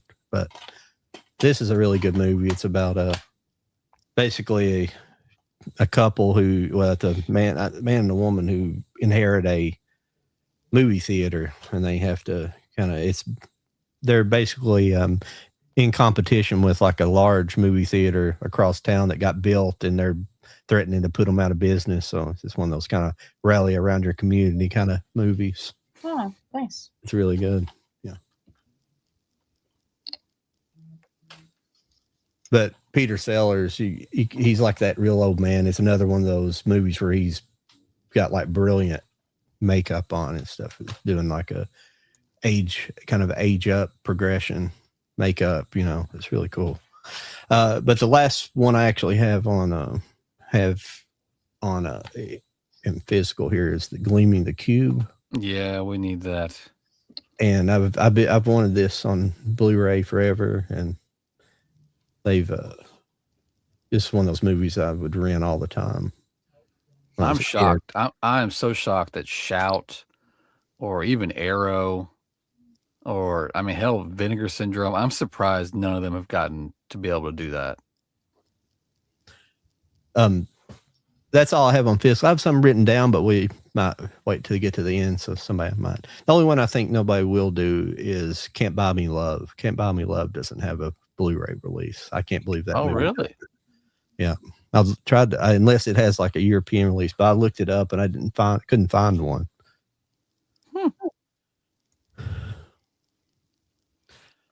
So, whoever else wants to go next.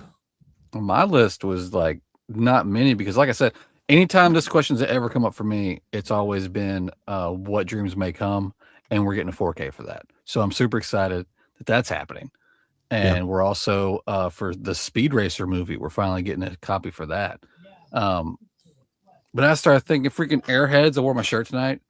Fucking Airheads needs something. I think it had I think it had a European Blu-ray back in the day, and then I went down a rabbit hole with Brendan Fraser, freaking Bedazzled, Encino Man. I mean, what the hell? What are we doing? Like, he won an Oscar, for God's sakes. We need to start pumping out his films like super hard. There's another one, Encino Man. That's one, yeah. And then there was one that I have the DVD for, and it's just called Series 7. And I meant to grab it before I came in here. I forgot to. But it came out back in the 90s, and it's like reality TV before reality TV was super popular. And it kind of had like the direction they went with this new Running Man. It was just like a game show that was live, and you got a gun delivered to your house, and if you get the gun, then it's your job to hunt down the other people that got guns, and you kill each other until the last person stands. And it was filmed with like handheld, so it was really like just like raw and just low budget. And it's just called Series 7. And I would love to get not just a better like Blu-ray of that, but also some like behind the scenes, and tell me some more of the story behind that movie, because it's such a crazy movie. Yeah. Yeah.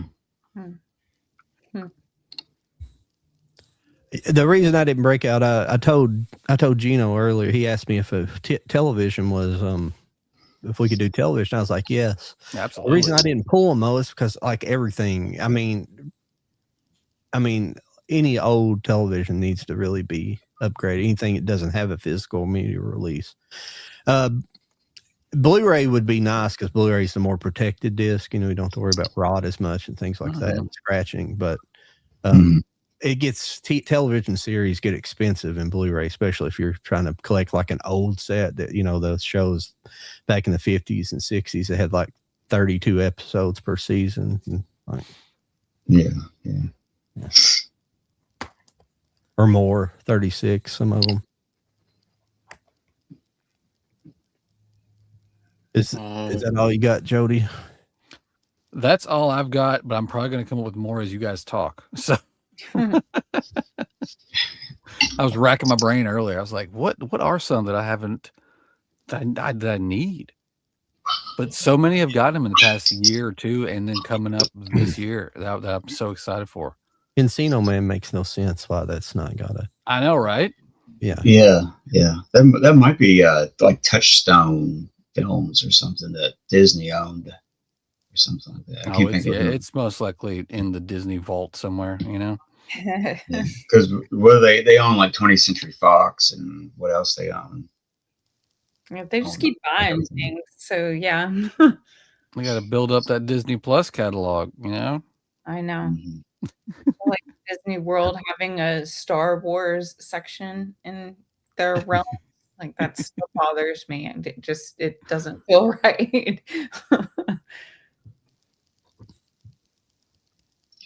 Well, guys, I got a few of them, but I didn't get all the movies out to stack. So I'll tell you them because I'm sorry, I wasn't prepared for class today, guys. You sent me to the principal's office. I'm sorry. I have my pen, but I don't have my other stuff. Well, at least my dog ate my homework, ate all the DVDs, I swear.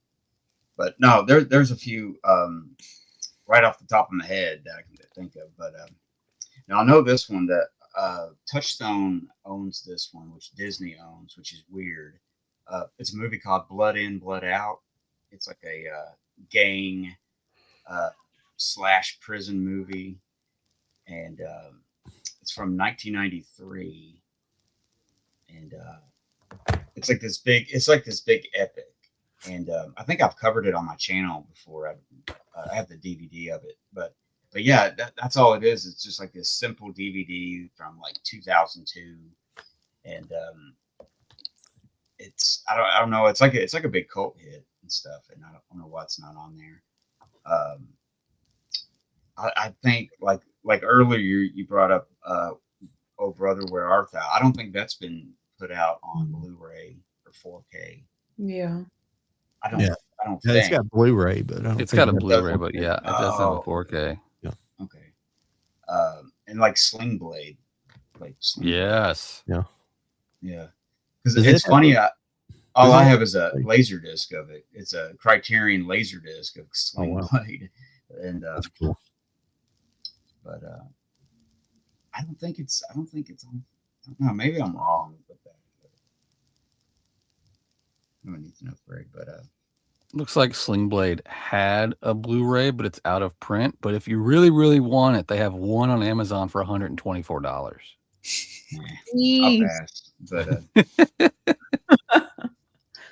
yeah, like stuff like that. That's a good example. Even though it's on Blu-ray, it's like it's been out of print forever or something. Yeah. People are paying like crazy prices on eBay. Those are the ones that need to be like, hey, look, everybody wants this. You know, let's. I hate that so much. I remember trying to get the original Suspiria, the one like a 1970 something. Yeah. And 77. like, Yeah. I couldn't rent it on VOD and stuff, and it's like fine, I'll buy it physically. Like I'm cool with owning it, and it's like that'll be $80, and it's like it's what? Mhm. Yeah. No, thank you. It's crazy. And then it finally marked down in price. I don't know what happened, but it was just like, oh my God. Like, why are movies so hard to get when they're like older like that? Like, it should be accessible. It just bothers me so much. When they go out of Yeah. print, they immediately jump in price. Yeah.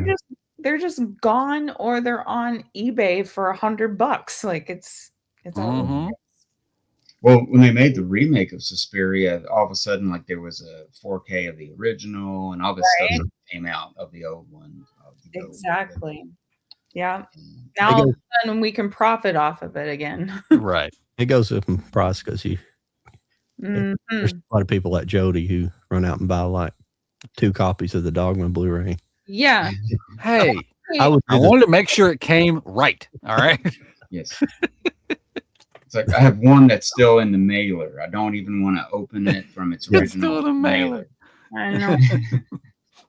I'm just joking, but Well, there are people that go there. I don't hear about it anymore. I'm sure it still happens, but at one time there was people going out and buying physical media who had like barcode scanners who would go through the movies and scan barcodes to find out what was basically finding the worth of each movie Yeah. so they could buy. Those people like that were notorious. Hmm. They're just like the toy people, the guys in the toy, the Mm. or the grown men fighting over Pokemon Wheels. cards. Yeah, I don't know if this counts though, but to finally have the actual original cut of Star Wars I and know. Empire of the Strikes Back, just the original.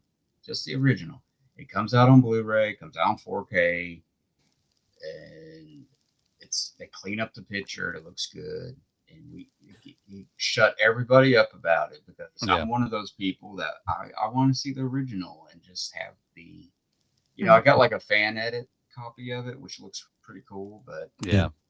I don't know. You know what I mean? It'll be the day Lucas dies. Apparently that was part of the contract. Oh yeah. Well, there's talk of it because next year will be 40 or 50 years next year. It would be So, awesome. yeah. Because it is scheduled to come out in theaters again for the anniversary, but Yeah. people are betting that they will do some kind of release. But I'm gonna no. check some. We got some chats over here. I was gonna. Akers Lynn said,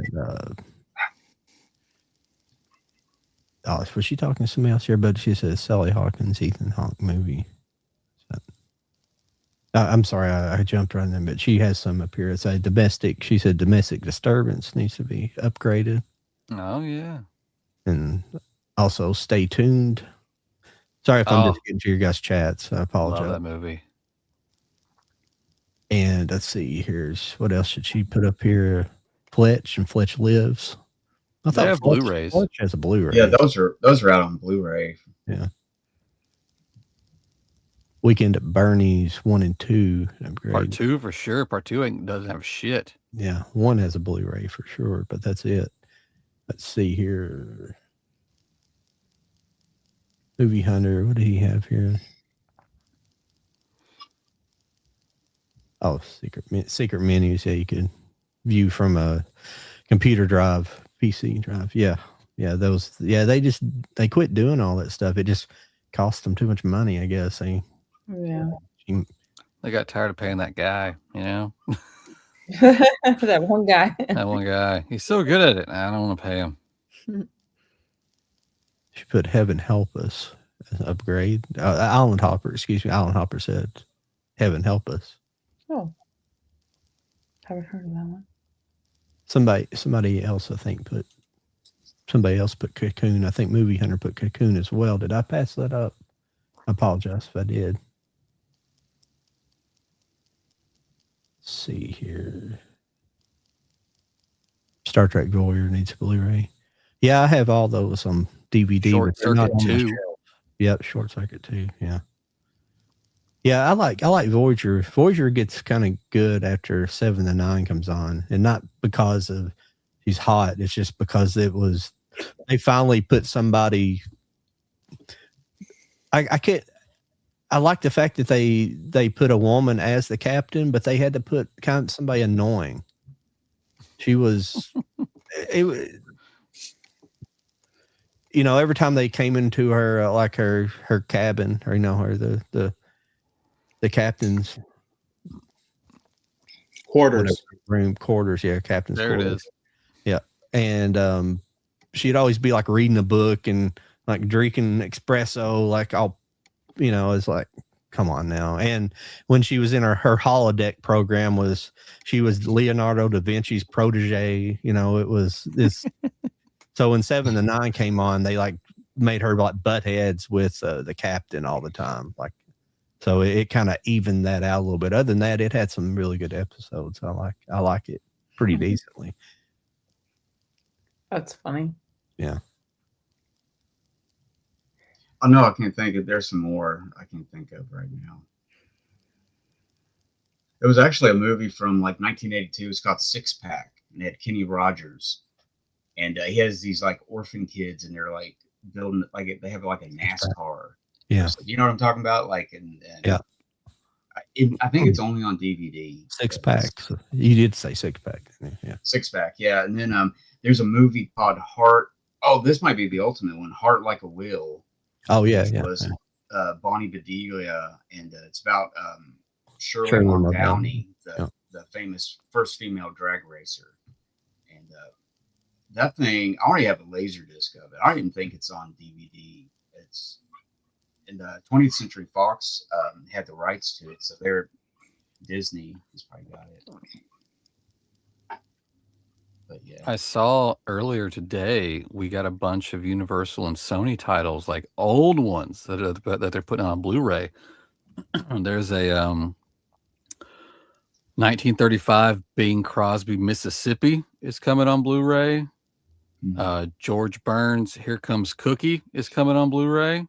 $1 Million Legs is coming on Blu-ray. Oh, that's a classic there.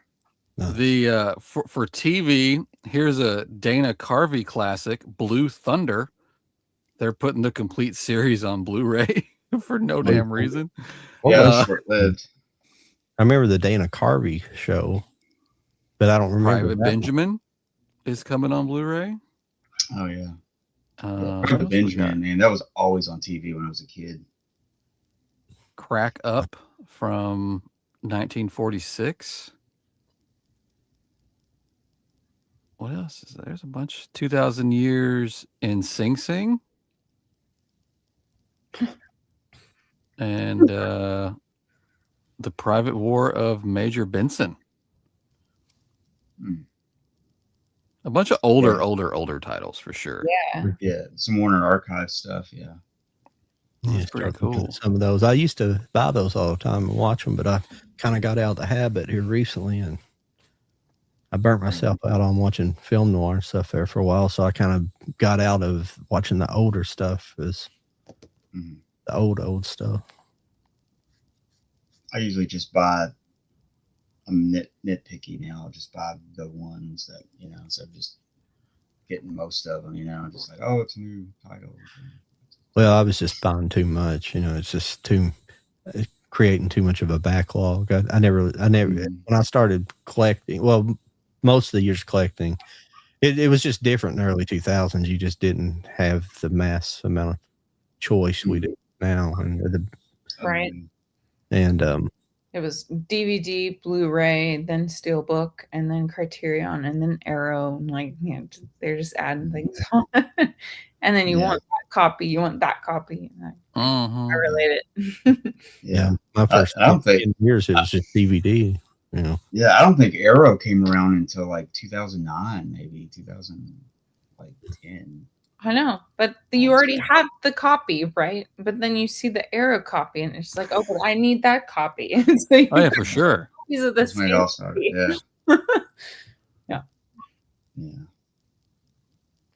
Yeah. That's the same thing with me, John. I've stopped buying like everything. Oh wow, I gotta have that. Oh, I gotta have that. Like this month, I think the only thing I pre-ordered was what was it? Toby Hooper's Salem's Lot for the Arrow edition that's coming out. Oh yeah. Nice. So yeah. So I pre-ordered that, and I might give you a few more. Yeah, it's just I don't know. Everything's getting a little more expensive too, just a little bit incrementally. No telling what's going to happen here soon. If anything keeps getting worse, it could get real bad, but hopefully not. Yeah. The only thing I've pre-ordered that I'm still waiting on is Zootopia 2. So I know mine got delayed too. Yeah. It still is saying it's coming, but mine just popped up and said, "Do you still want it?" I was like, "Yes." And then like people that have gotten theirs are selling them for something ridiculous already. It's like, guys, it's not like officially over yet. Calm down. Yeah. Geno, if you're ever looking for good deals and a lot of times they'll have a lot of old movies on there too on Blu-ray or DVD. It's what's the bookstore? Right on top of my head. Half Price Books. No, it's the. I was just on there today. I'm stupid. Does it start with an H? Hamilton Books. Yes. There it is. That's it. There it is. All right. HamiltonBooks.com, and they sell like some really good deals. Like $5 Blu-rays and stuff like that, and DVDs are probably cheaper. I haven't been on the DVD. I didn't go on there today, at least. But yeah, if you're looking for cheap, they have like steel books and everything on there now. They had like they had like 4 Disney steel books. I think they might have been Blu-ray, but they had 4 of them. A couple of them, they were like a mix pack. It wasn't like all the same things. It was, I can't remember what movies they were, but they were like only $9 for 4 steel books. That's not funny. There's also Groove. I find stuff on there every so often. Groove's good, but so far their shipping has been awful, especially if you're ordering a steelbook. Oh, really? Yeah. Like they bonk them on up. They just do not care. That sucks. Yeah, I hate that which is weird because I'm pretty sure Groove is like I think it's Universal. I think they're like a Universal, like they're basically Universal. It's like Universal. Shout Factory. Shout Factory, I think, is didn't they buy Shout Factory or something? Something happened. Yeah. Well, yeah, they bought like the distribution of it or something like that.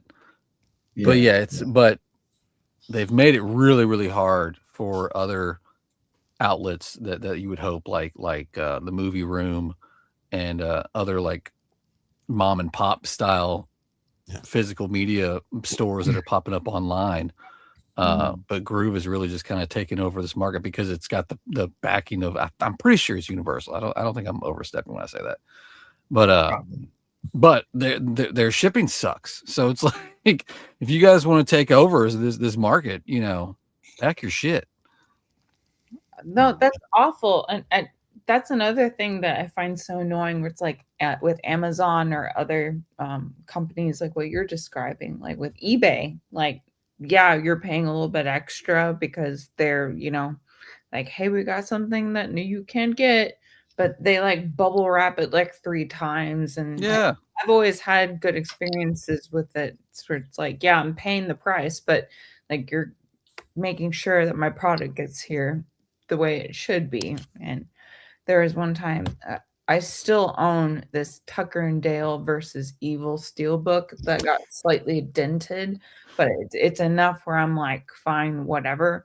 But I still hold a grudge for that bastard that just let that go in the box. That's fair. That's fair. Well, with eBay, they bubble wrap it and they take care of it. And it's like, yeah, I paid a little bit more than I probably should have, but I really wanted it. And they made sure that it got here safely. Like, that's what you should do. So this is how this came. They sent this. How fucked up is that? It was more fucked up before I knocked some of the dents out of it. Oh no, you had to know. This was in COVID, and it was just going to be a pain in the ass. So I just kept it. The discs were all right. The 4K, the steelbooks inside are fine. Yeah. I'm sorry. I do point at the dents. I'm so concerned. Oh, there you go. Okay. Yeah. Oh no. Oh. Was that Amazon or Best Buy?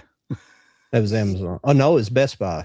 It was Best Buy. The bastards. Yeah, Best Buy couldn't do those steelbook boxes to save their fucking lives. Well, it was a soft envelope. It wasn't even in a box. Oh yeah. What? Yes. Yeah. But it is soft. I'm That's angry. why like 90% of those Rambo box sets that went out that were still boxes, they all arrived with dents. Like you couldn't get one. Yeah. What? It's like, but like my eye drops come in like a gigantic box. Oh yeah. Yeah. One with paper wrapped around it. Definitely that. Are you kidding me? Oh, They have the most inconsistent boxing ever. I don't know how that happens. I've worked for them before, but I didn't work in the box. I didn't work in that department. I was just a picker, and then a different time I worked there, I was in returns. But I don't know how that even works there. How stuff like something little gets put in a gigantic box. right? It's so stupid. I used to work at Barnes and Noble, and I would like unbox books and then like rebox them like for purchases and stuff like that. And I like have this thing called a brain, and I figured out how to use the space appropriate, and I don't understand what's going on. Like I just ordered 2 eye drops or like something like mascara, something super small, and like a giant box arrives, and I'm like, well, what did I forget that I ordered something? And I open it, and it's 2 bits of mascara with a bunch of bubble wrap. I'm like, what are we doing today? Well, this came the other day from Amazon, and it was in a box, and it had wrapping on it. I could not believe it. It was the first time they've actually, and I was shocked. I was really shocked. I've lost count here lately at where steelbook from Amazon's arriving, and it's just in this big paper envelope where you could fit like 7 of them in there with nothing in it, and it's just so the carrier can hold the corner and throw it on my porch. Exactly. So it's either a giant box where it could get jostled, or it's in like the little paper thing where it could get dented. Bubble mailer. It's not even a bubble mailer. Not even a bubble. There was bubble to it. It's just thick cardboard, and that's it. Yeah. Yeah, insane. They also have one that you can't tear open. It's so like you just can't do it with your hands. And there's no protection inside it either. So it's kind of like, no, I've got a couple of those here lately too. I hate those so much. Like it's just tear here. I'm like, I can't physically tear. No, it's better. It's better than the other ones that have like, I don't know, insulation that belong in an attic. Have you gotten those yet? Oh yeah. It's the envelope that if you don't tear it where it says tear, and you just say, no, I'm gonna rip this fucker open, then you're just inhaling, I don't know, some sort of Yeah, it has It's insulation. I don't know what's happening. Yeah. It's asbestos. Yeah. That's Yeah. awful. Yeah. Yeah, I've had a few of those, and those are just like, oh my god. And one day it was like raining. It was kind of semi-wet, and No. opened it, and it was all over. It was just all over the place. It was like, what Nice. the hell? I love it. And it What gets is this? nose and Yeah. We could definitely do like a 2-hour show, Amazon horror stories. This could definitely be a theme. that We would need to We need to make work a on this. video. We need to make It's like- a video for their training purposes. Yeah. So it's like, look, yeah. this is We'll put how out- you do it. We'll put out the word a week in advance. Have people send us their pictures and videos of how they've gotten shit from Amazon. We'll just start showcasing them on a show one night. Because surely you couldn't be in such a rush to get things done that you just match stuff up like that. No. It's just, there's no way. I mean, come on. No. Now, I would totally be on board for that because it's not even just Amazon. It's like, like Target. I mean, I guess you could say Walmart, like whatever. Like sometimes like there are horror Yeah, stories yeah. that you could share. So like we'll start with our qualms and then we will give solutions and then hope that they can hear. Yeah. So you'd go from It- analyzing horror to analyzing Amazon. Yes. Yeah, it's like Yes. it's the end of mankind as we know it. Yes. I am analyzing Amazon as well. Yes, absolutely. Especially when it comes to my steelbooks. Jeez, be nice to them. Hey, speaking of, hey John, do you got Lauren's theme handy? Oh yeah. Oh, but wait a minute. Ah, damn it. I didn't get to go yet. Oh yeah, sorry. Oh yeah. I got excited because she said something that reminded me. But, But yes, I am Geno, excited please. for that. But I am excited for that segment.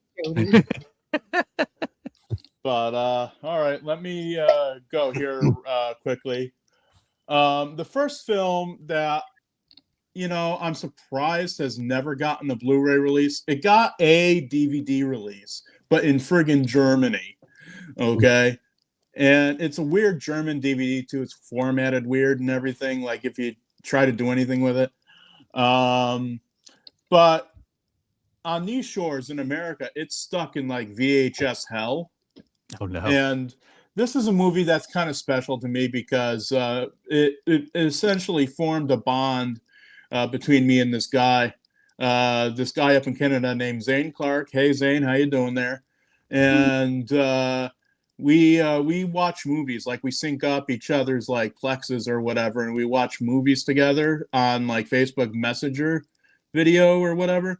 And this movie is a movie that when we first saw it, we hated it. But then when we saw it again, we actually really liked it.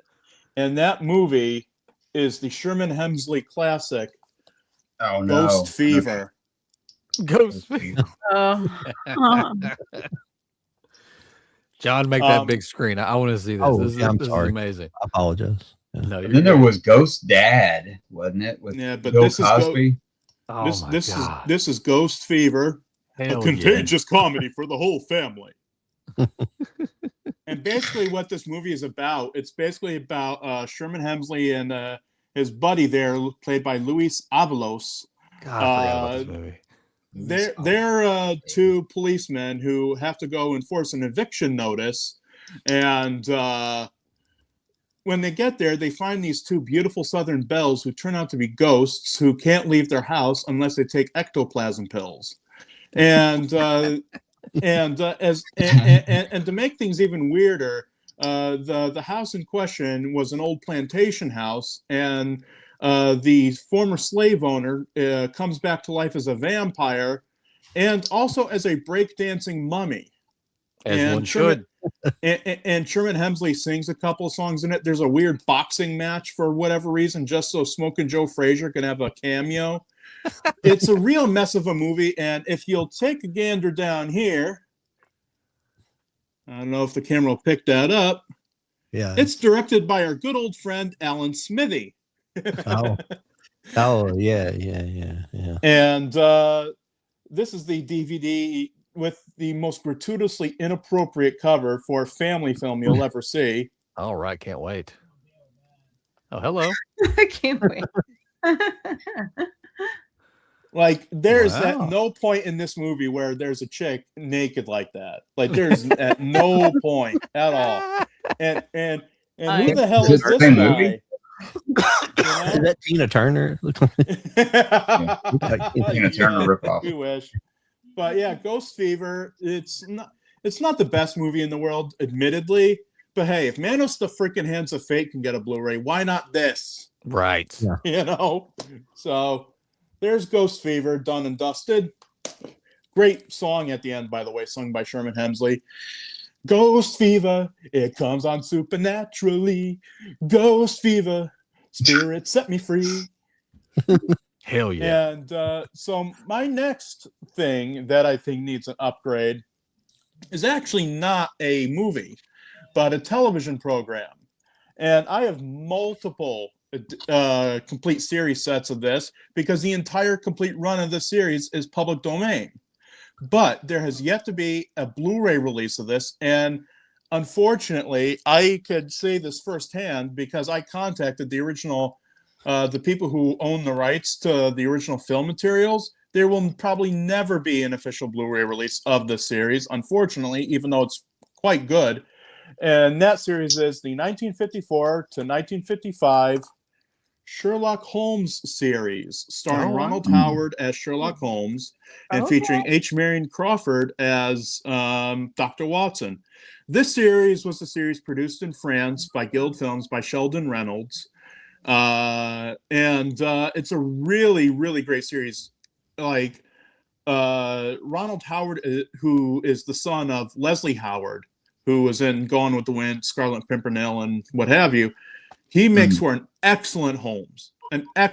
This was my introduction, and it's a very approachable entryway into the Sherlock Holmes mythos. Like, excellent series that unfortunately only ran for 39 episodes. He looks just like his dad. Not that one. Yeah. Yeah, I've got a bunch, but I don't have that one. I've got some of the old ones, but excellent series. That's pretty rare, yeah. Very cool. Yeah, that's really cool. And my next film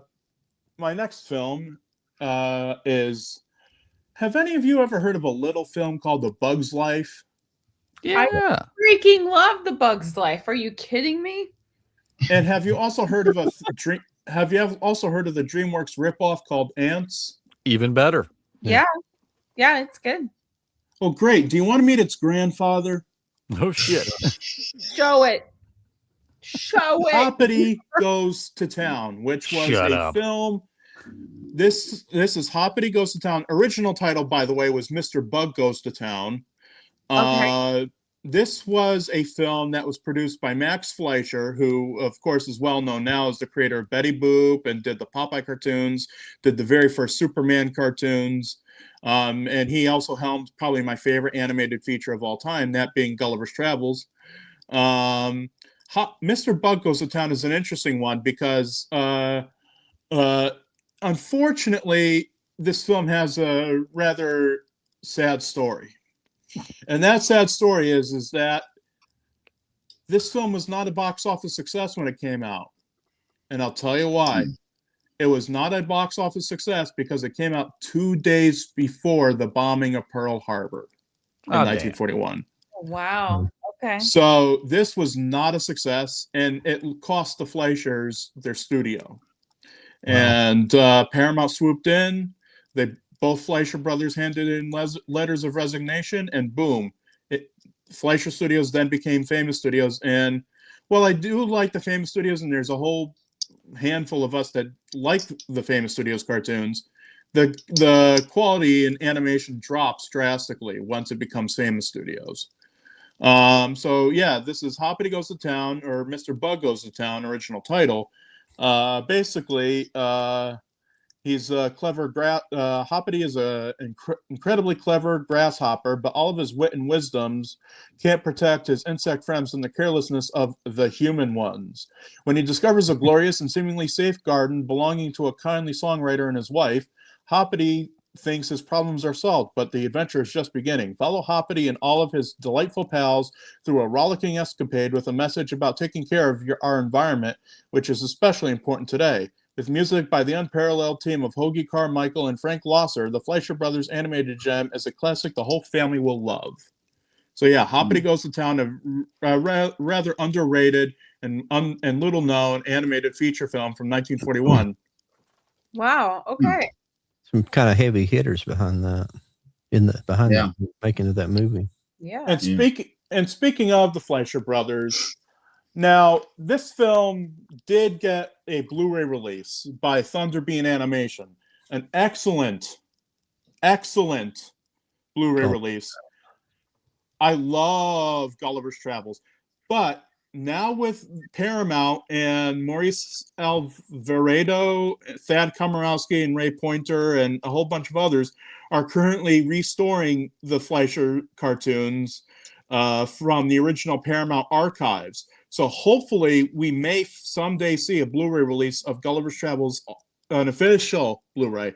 This is, while it's a great Blu-ray, and Steve Stanfield at Thunderbean Animation did a fantastic job of it, I think that because now they are coming out with the Fleischer cartoons Blu-ray from the original Paramount materials, I think it's time we finally get a good release of Gulliver, because it's my favorite animated film of all time. Just a great film. Here's a VHS copy of it that I also have. Just a fantastic film that I believe is underappreciated as well. And so now my final two I'm cheating with, because these have had deluxe 4K Blu-ray editions, but not these specific versions of these. How many of you are familiar with a man by the name of Giorgio Moroder? I don't think I've heard of him.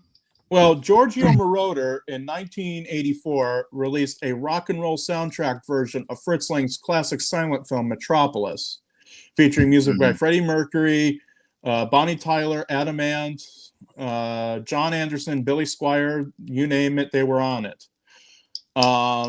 So Kino did release the Giorgio Moroder 1984 Metropolis on Blu-ray. However, we aren't so lucky with these other two rock and roll laden silent films. Probably my favorite of the two that I'm going to show is Nosferatu, the First Vampire. Yes. Now you may ask, what makes this version of Nosferatu so wonderful? Well, not only is it a great film, the original 1922 silent, which this cover does not really represent, but what makes this version great is not only does it have an introduction by David Carradine, but also, and this was my introduction to the band, has a soundtrack comprised of songs by the group Typo Negative. Oh, shit.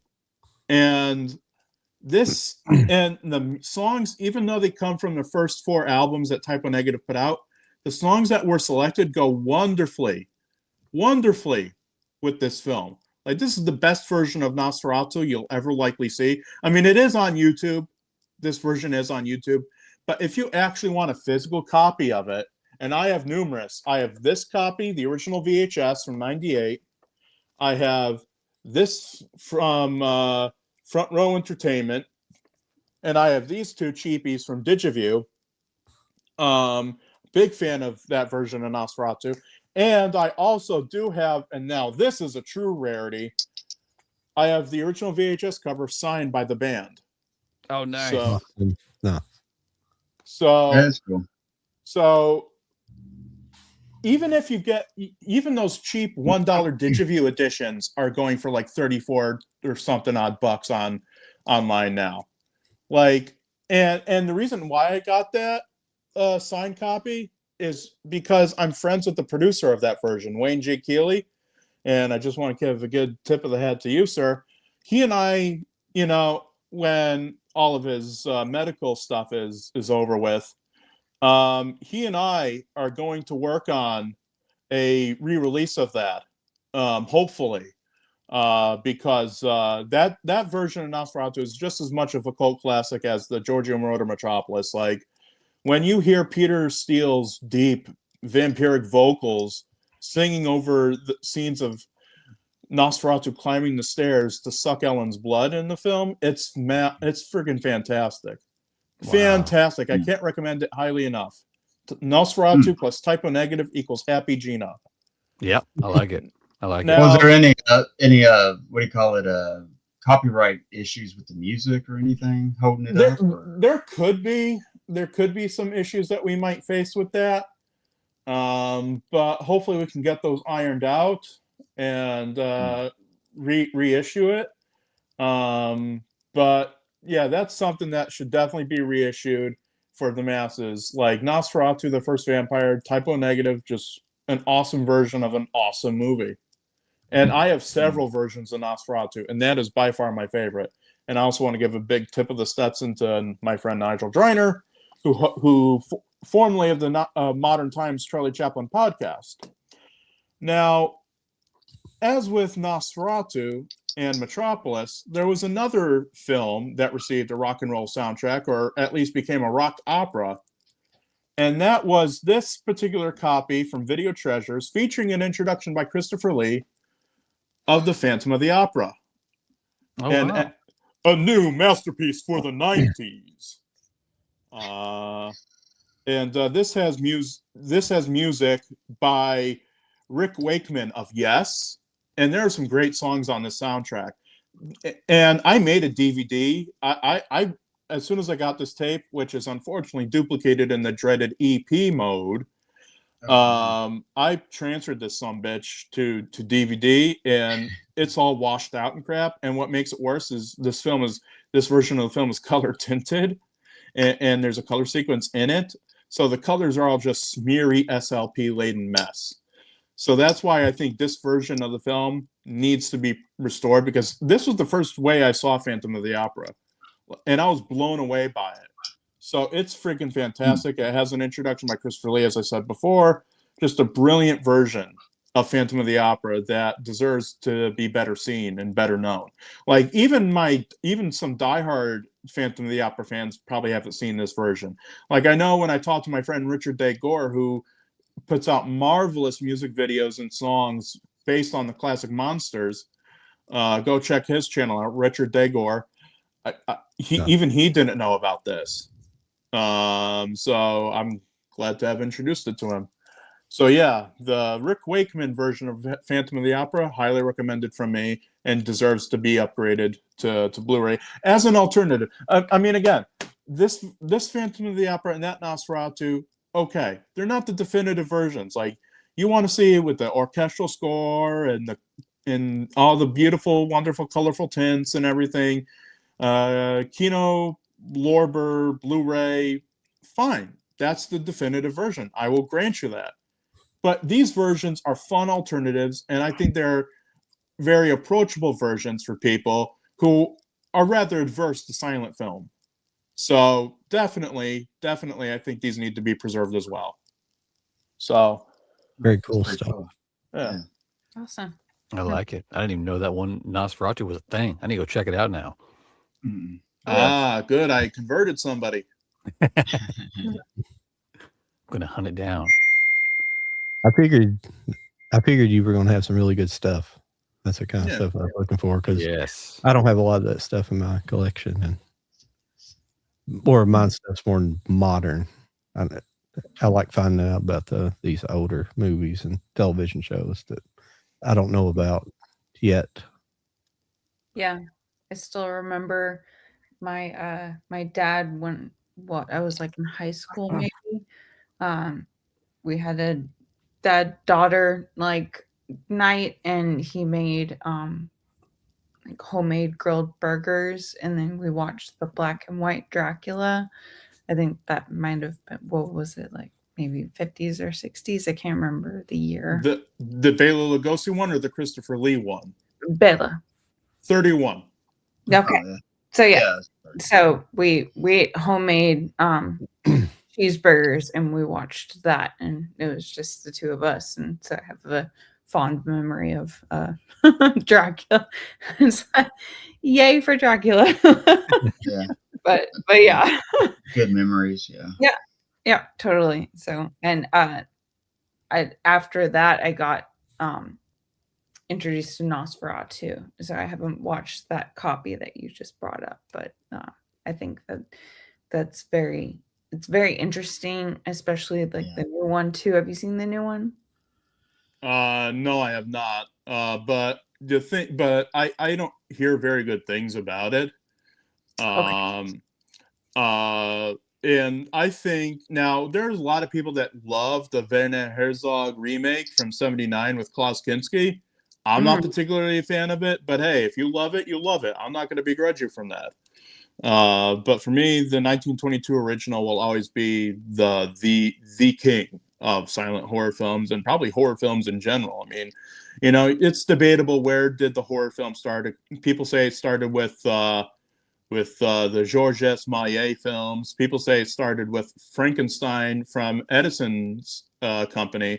People say it started with Cabin of Dr. Caligari. But for a lot of us, I think you could really trace the roots of modern day horror to Nosferatu.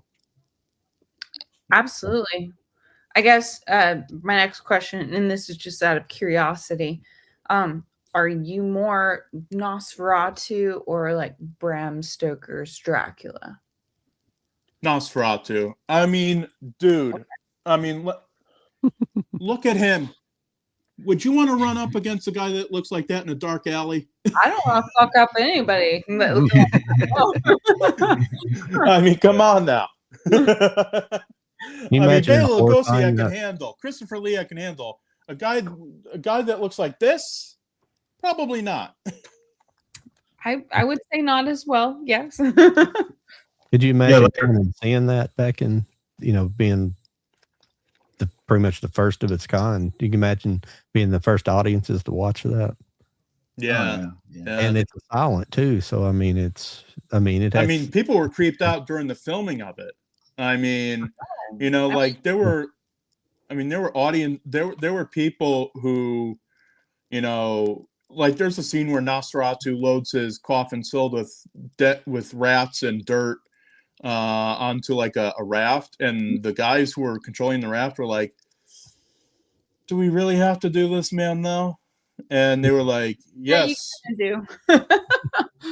Yes, and no Wiener Schnitzel. None. What have you seen the last Dementor? No, I have not. Is that worth seeing? I think that since it sounds like you are a fan, I think it is worth watching. Is it the best movie in the world? No, but it is worth a watch. Have you read Dracula by chance? That's something I'm ashamed to say that I've actually never read the original version of that. Got it. But, unfortunately, from what I've heard, they have never, except for one version that Christopher Lee made in the 70s, there's never really been a 100% faithful adaptation of that on film. Well, so what I was going to say is that I read it like back in high school, so it's been a minute. But, so the book, or excuse me, the movie that I'm talking about, it's based off of a section of chapters in the like right in the middle of the book, and it is just diaries of people on the ship being like, something weird's happened, blah blah blah blah blah, and like weird shit starts to happen. And so that's just the movie. It just embellishes on like what you would expect happened. And anyway, but yeah, and I remember that one, that when I read it in high school, I was just like, this is really uncomfortable. Like I'm just reading diary entries and I'm just like, so yeah, I think that it's worth a watch. That there are times where things get drawn out a little bit longer. I have my own criticisms, but for the most part, it is a good watch, especially if you like Dracula and its story. So I was curious if you liked that movie. Now, is that like one of these newer movies that's like a 5-hour Broadway production, or is it a nice, concise, like hour and a half maybe? Because I got ADHD. I can't handle like 5-hour movies if they're not good. I hear that. I hear that. Totally understand. I'd have to double check, but I'm feeling it's a nice crisp 145. So like, all right, maybe I can do that. 2-hour round. Well, they did come out with that one movie in 2000 called Shadow of the Vampire, where yes. William Yes, Dafoe, and it's indeed. showing the making of Yeah. Nosferatu. And the late stuff. Udo Kier is in that as well. And Yeah. Cary Elwes. Everybody forgets he's in that too. And John Yeah. Malkovich. Great cast for that. And pretty interesting take on the making of Nosferatu. But I may have shown this last time I was on here, but I do have Max Schreck's biography, the guy who was Nosferatu in the original 1922 film. There was a guy by the name of Stephen Eickhoff who wrote Max Schreck's biography. Unfortunately, it never got it's in German, but it never got an English translation. So I got it just for the pretty pictures because I can't read a lick of German. Yeah. I got lots of movies like that. Yeah. Well, for the longest time, they made it like Max Schreck was he really a vampire? You know, they had this legend building up behind him and stuff, and they've just recently kind of pushed that aside as it wasn't real. But there was for a while there was like, because he would only appear at night on the film set to do the stuff, and it was all but if you really dig deep stuff into German silent film and German film in general, he appears in a lot of films, like maybe as a background character or just as different type of a character. But he's in a lot of German silent films that unfortunately just haven't been seen over here. The only other German silent film that he's appeared in that's ever gotten any sort of home media release other than Nosferatu is F.W. Murnau's ill-fated comedy. Now, man wasn't well known for his comedies. He was more well known for his macabre horror films and such, and his emotionally riveting films like The Last Laugh. But he did make one departure, which was a comedy called The Finances of the Grand Duke. And Max Schreck is in that as like an evil conspirator with like a long goatee and frizzy hair and everything. Tall drink of water if you ever see a real picture of Max Schreck. But he was a real person, ladies and gentlemen, just a really good actor. He was a vampire, damn it. It was a real vampire. You changed my mind. But I guess you could say, and I don't know how our friend who analyzes horror would think of this, but I guess you could say Nosferatu raised the stakes of horror films. He's got the puns. I couldn't agree more, and that's one of the reasons why I brought up The Last Mentor, because I feel like while it is still Dracula, he takes on a more like monstrous physique. So that's why I was trying to recommend it to you. But yeah, that sounds really familiar. That sounds really interesting, actually, to get that kind of take on yeah. And I guess I will say, like, what I find personally impressive and a little bit disappointing is like there's practical effects, but then the CGI is so obvious when the practical effects are done so well. So it does do that a little bit, but it does do you're more of a creature. You're not just like Gary Oldman coming at you. So yeah. No, I want to check that out because I hadn't heard of it, but it sounds interesting to me. It's good. It's set on a ship, so it's like an isolated situation, so you can't escape. So yeah. I see a comment here from Movie Hunter that says it's The Last Voyage of the Demeter. It's 1 hour and 58 minutes. Holy God! You know what? I might split it into 2 nights. I might do what they did with the Dino De Laurentiis King Kong and what NBC did back in the day. Tune in for day 1 of King Kong and come back for night 2. I said it's 2 hours. 35, so I was close. Okay, guys. Yes. Okay. It's fun. It's not. I mean, again, like I said, like there are bits of storyline where if it were me, I would cut. But it's good. It's just you get you're on a ship, you can't escape.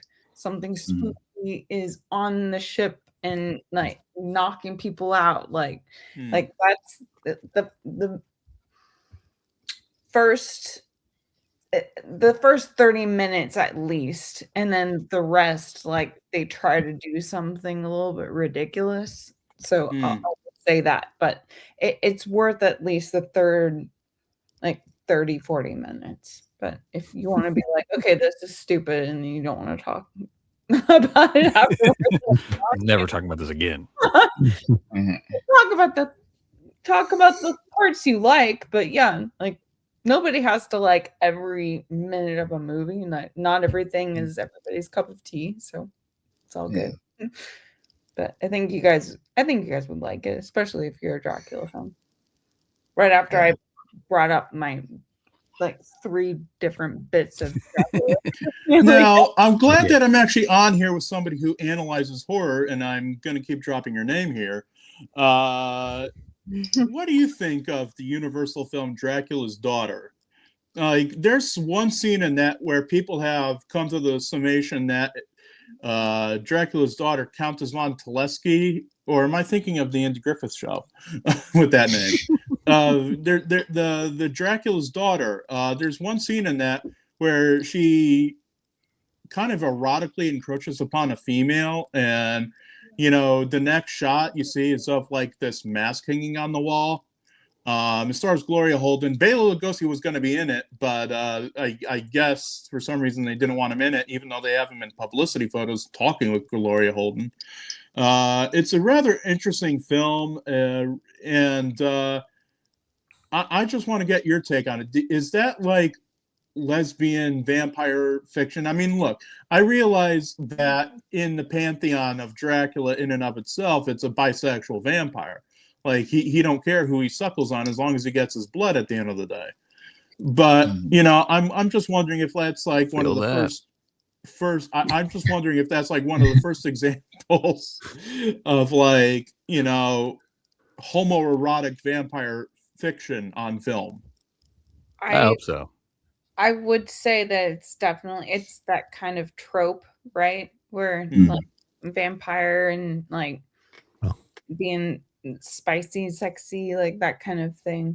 Where it's like, I gotta get my blood, but it's like there are multiple other stories that I've read where like female vampire, like brides, whatever, and they go after another woman that happens in their basement or what have you.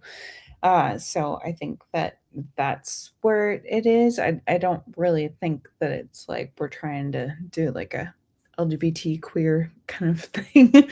I think it's just it doesn't matter to them at a certain point, and I think that's one of the reasons why, at least for me, I find them scary like that, because they don't care. Like there's blood and you're there, and like you're their victim, and here I come. So that's how I view it. But that would be like them going after only certain blood types.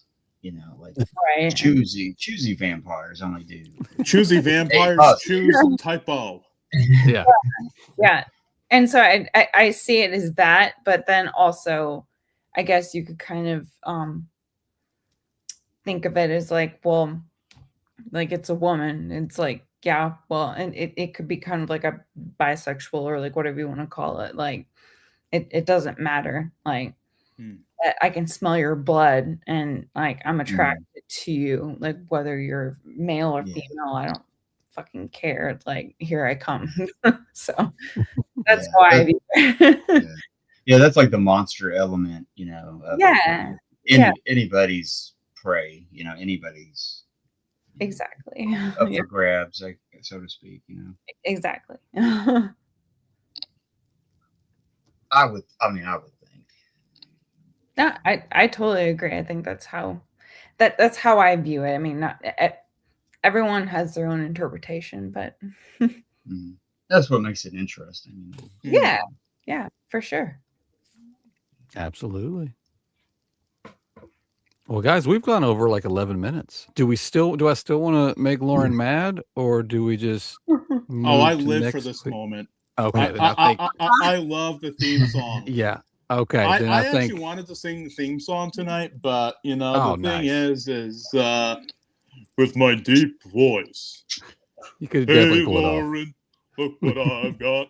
Yeah, I wanted to do that tonight. But you know what? The bastards. She's been unfairly singled out. Yeah, no, You it's ready? fine. She likes it. I think deep down she likes it. John, I think you know what to do.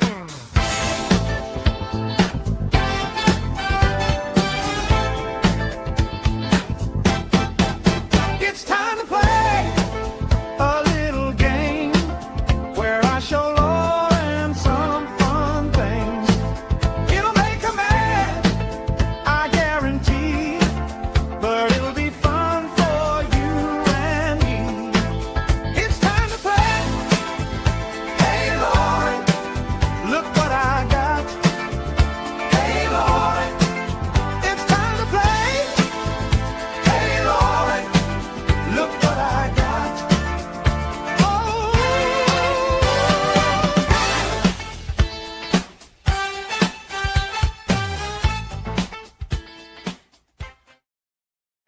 You Hey, guys Lauren. suck so much. Hey, Lauren, look what I got. Now available as a 12-inch single. I think you need to get a copyright on that ASAP. So we Yeah, can- right, right. Yeah, and that needs to be on a colored vinyl. That way the Foo Hey. Fighters can't cover it and take it as their own. Oh, they would be the ones. They would be the ones.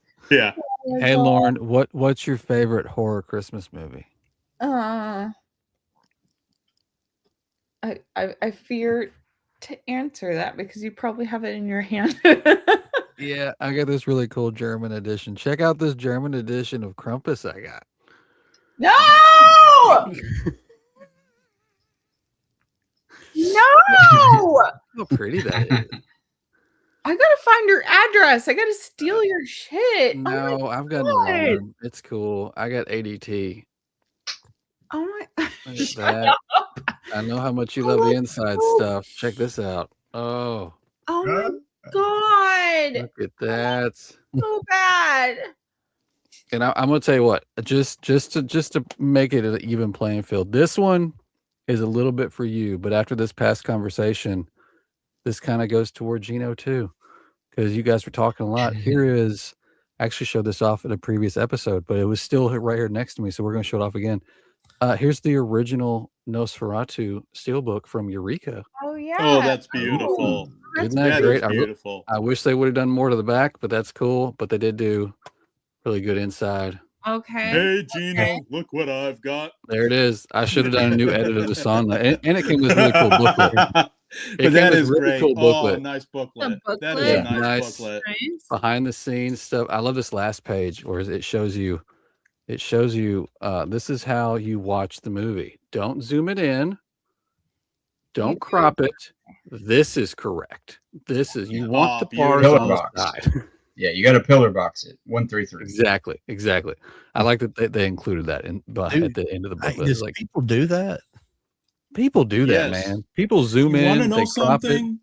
You want to know something? I saw a Facebook post, and after my response, I was unfriended right away, or I unfriended that person right away.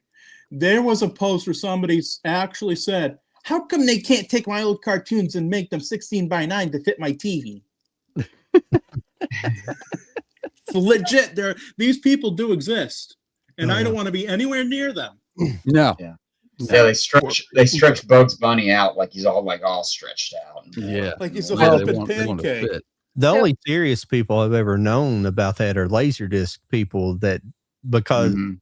Laserdiscs were formatted for, standard TVs, the CRTs. 133:1.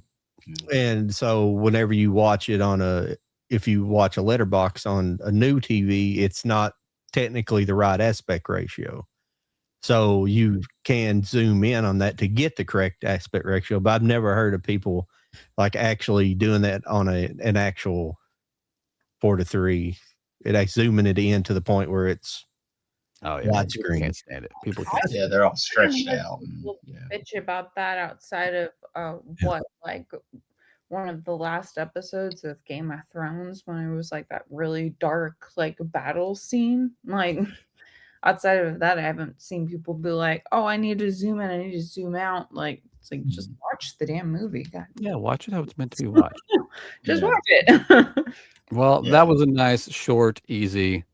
Hey, Lauren, look what I got. You're welcome. I kept it simple, even though you've been AWOL for a few episodes. So I need to get you really good sometime. Yeah, with you some good traumatized stuff. me, so thank you. It's cool. It's cool. Just put it on the list of stuff you need to find. But we've gone like 17 minutes over. So we'll just run around real quick. Geno, you are our guest tonight. Anything you want to plug real quick that you're working on, that you're excited it's coming up? Well, next week I'm going to be recording an episode of the Heart to Heart William S. Hart podcast, where me, Clive Davis, and Nick Sheehan are going to be reviewing a couple more William S. Hart films. So we're going to be reviewing the films Blue Blazes Rawdon, and we're actually going to be having on a guest to discuss the film Riddle Gone because there's very little footage from it. We're going to be having a guest on named Michael F. Blake. And this man has written no less than 3 books on Lon Chaney Sr., and because Lon Chaney Sr. actually appears in Riddle Gone. And we're going to be discussing the significance of the film to Chaney's filmography and such. So that'll be a fun episode. I'm still wanting to get Six Gun Theater back on television. The studio has yet to tell me if the virtual set has been installed, but I keep hoping and I keep waiting so I could just finally get season 4 underway. What the theme of this season will be revealed soon enough, ladies and gentlemen. And the program Cartooning with Cuddy that I was going to start, I've decided to step away from that project for now until I become more comfortable with my abilities as a cartoonist. So I'm going to step away from that for now. As far as anything else, I'm still going to be writing articles for The Current and other places like my blog, Blazing Justice. I need to get back into writing. I need to get my laptop back from the shop because the screen broke. So hopefully when I get that back, hopefully everything will fall under place. And other than that, there's really not much else going on with me at the moment. What's going on with you guys? What's the haps? Yeah, right. Lauren, how about you? Ladies next. What do you got? Anything coming up? Anything you want to plug? Yeah, just I'm mostly on Instagram and Letterboxd. Need to catch up on my writing for movie reviews. I've got some content, especially with St. Patrick's Day coming up, like Leprechaun stuff like that. Nice. And that's mostly it. Outside of like some new projects that I'm working on, but nothing that I want to plug just yet because I'm still working on it. But those are the 2 that I would recommend to check out. Analyzing horror on both ends. So yeah, that's me. Nice. Cool. Mike, how about yourself, sir? Tomorrow night at 8 o'clock on my channel, I'm going to have a live stream with Mr. Dan and horror. And we are going to discuss different stuff. Like we're going to discuss Hammer horror. We're going to talk about some Kung Fu. Maybe throw some Westerns in there. And just some... Last time he was on, we didn't have enough stuff to talk about. So we're going to kind of continue that talk with some stuff. So yeah. So 8 o'clock tomorrow night on my channel, Eastern time. Mr. Dan. Very nice. John, how about you, sir?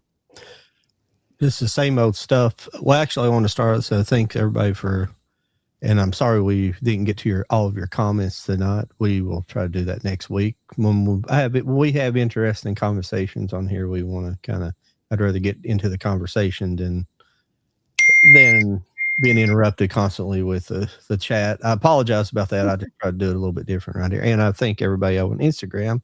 Had about 10 people drop in tonight. I don't know how many people are concurrently watching, but I appreciate you guys over there stopping by. So I've been pretty much just doing TikTok videos. They're simpler, a little bit funner, and just making videos on movies and figures, and just made one for the Green Day album. So just pretty much on Instagram, TikTok, and on here on YouTube, and just doing that. So that's about it right now. Need to make some more long form for YouTube, but I just having a lot of fun doing it over on TikTok. It's just more engagement in the movie collecting community over there. So yeah, I need to get over there on TikTok. Yeah, you definitely get fast return over there. But yeah, I'm actually TikTok myself, Stills Resin 4Ks here on YouTube, on Instagram.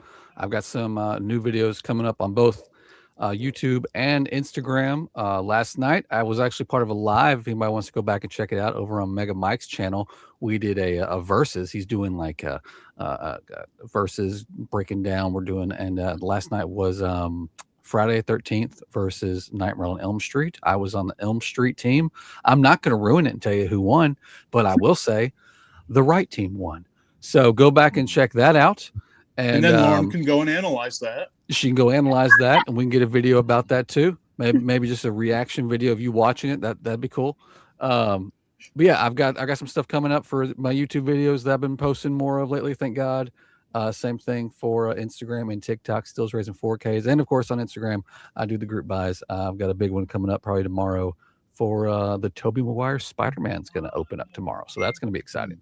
But yes, like John said, thank you everybody in the chat for not only being here, but just chiming in. When we get a guest, we get engaged, we get going, we forget to check. I'm sorry. And Geno, we not only get engaged, but we walk down the aisle as well. That's right. That's right.